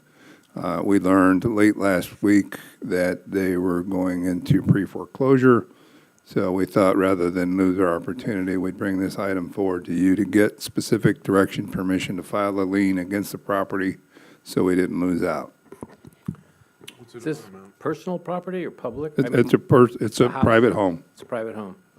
And 10 years. Well, and to be clear, they did zero out at one point right before COVID, but so they have gotten compliant, but now they're much back in arrears. Yeah. This is fascinating. I know. The city council's dealing with one homeowner's bill. Yeah, ideally, we would have had, well, I mean, not ideally, we don't want to have lots of delinquent accounts, but typically my understanding is when this is done, it's a list of several properties. But we're a small jurisdiction, so, I guess we're fortunate that we don't have so many. But. And, we have people that are delinquent. We're not going to do this and chase down somebody that's had a rough couple of months. This is, again, an egregious situation. They've been given ample opportunity. Their water was turned off again last week. They made promises to come in and sign a new payment agreement. They've made promises to do things that they've not done anything. So this is a tool in our toolbox that we would like permission to use. And so it's actually putting a lien on the property for the amount of the bill that they owe the city. Correct. Which, if I may add, which means it has nothing to do with anything unless they want to sell the property. The house is in foreclosure. Oh, it is? So Or now the bank's pre-foreclosure, involved. yes. Okay, Yeah, so. That's why, Can't be sold that's why there's some urgency to All this, right, then because let's we go. want to Got get it. in line. Yeah, and just to be clear, it's not, just because we put the lien doesn't guarantee that Right. if a foreclosure sale goes through, that we would get paid, but it's better to be in line than not in line at all. Because we don't know how much it's gonna go for, or, based on the equity in the house. We don't have any of that economic information, but we can't get anything if we're not in line at all. Out of curiosity, what do they owe the city? It's in the, It was 2,700 and changed, Yeah. not including the most recent bill, so about $3,000. How fascinating. I know. It's interesting. Are we? Okay, yes, sir, you had a question. I got a couple of questions. First of all, we still may be out to lunch on this because we don't know what the equity is, and we're the last one in that line as a lien holder. But the question I have is that, are we establishing a policy here for you for the city to go ahead and put a lien on anyone delinquent more than $1,200, or what? No. Do we pick a number? How do we So go about that? the code provides that the city the city can add delinquent charges to to tax it, to the tax bill essentially for a property, and doing that will make it a lien on the property, and then, but in the code, the city council, it's not very well worded, I will say. So again, the actual mechanics of how to do this is a little unclear. But our code does say that the city council shall include in the statement of the tax rate transmitted the amount of the charges. And so I'm interpreting that the best that I can, that anytime we want to put a lien on a property under our code as it's currently written for delinquent utility charges, we're going to come to you for approval. And we can, do it in batches. Like if there were more than one property that we thought was eligible, that we wanted to do this to, we would bring it as one list. It just so happens that there's one property. So we're not establishing a policy of, you automatically get liened if it's over this amount or delinquent this many days. That's not the criteria. We would have to, staff would That's determine code. whether they want to exercise this code provision. Think of it as, the city always has a suite of enforcement options available to it. This is one of those tools. Any other questions? This is so bizarre that we're a council meeting with the two attorneys here, and we're discussing one homeowner. And I'm looking for a weekend job right now, okay? So we can just give me another 30 days, we'll be good. This is interesting, really interesting. Do we have any public comment on this issue? I didn't think so. All right, bringing it back to the council. I need a motion on this, please. I'll move that we have staff place the lien as per. If I can just ask the motion to adopt the resolution, resolution 241247. I will move to adopt Resolution 241247, and I would like you to be able to adjust the amounts to current. This is dated already, this dollar amount, so adjust it to current amounts. Thank you. Yes. Do we have a second, please? Yeah, second. Roll call? Councilmember Clark. Yes. Councilmember Claudia Arona. Yes. Councilmember Elizabeth Arona, absent. Mayor Pro Tem Brown. Yes. Mayor Infante. Yes. Motion passes 4-0. Ladies and gentlemen, at 10 o'clock in the evening, we have finished this city council meeting, and I'm officially calling it closed.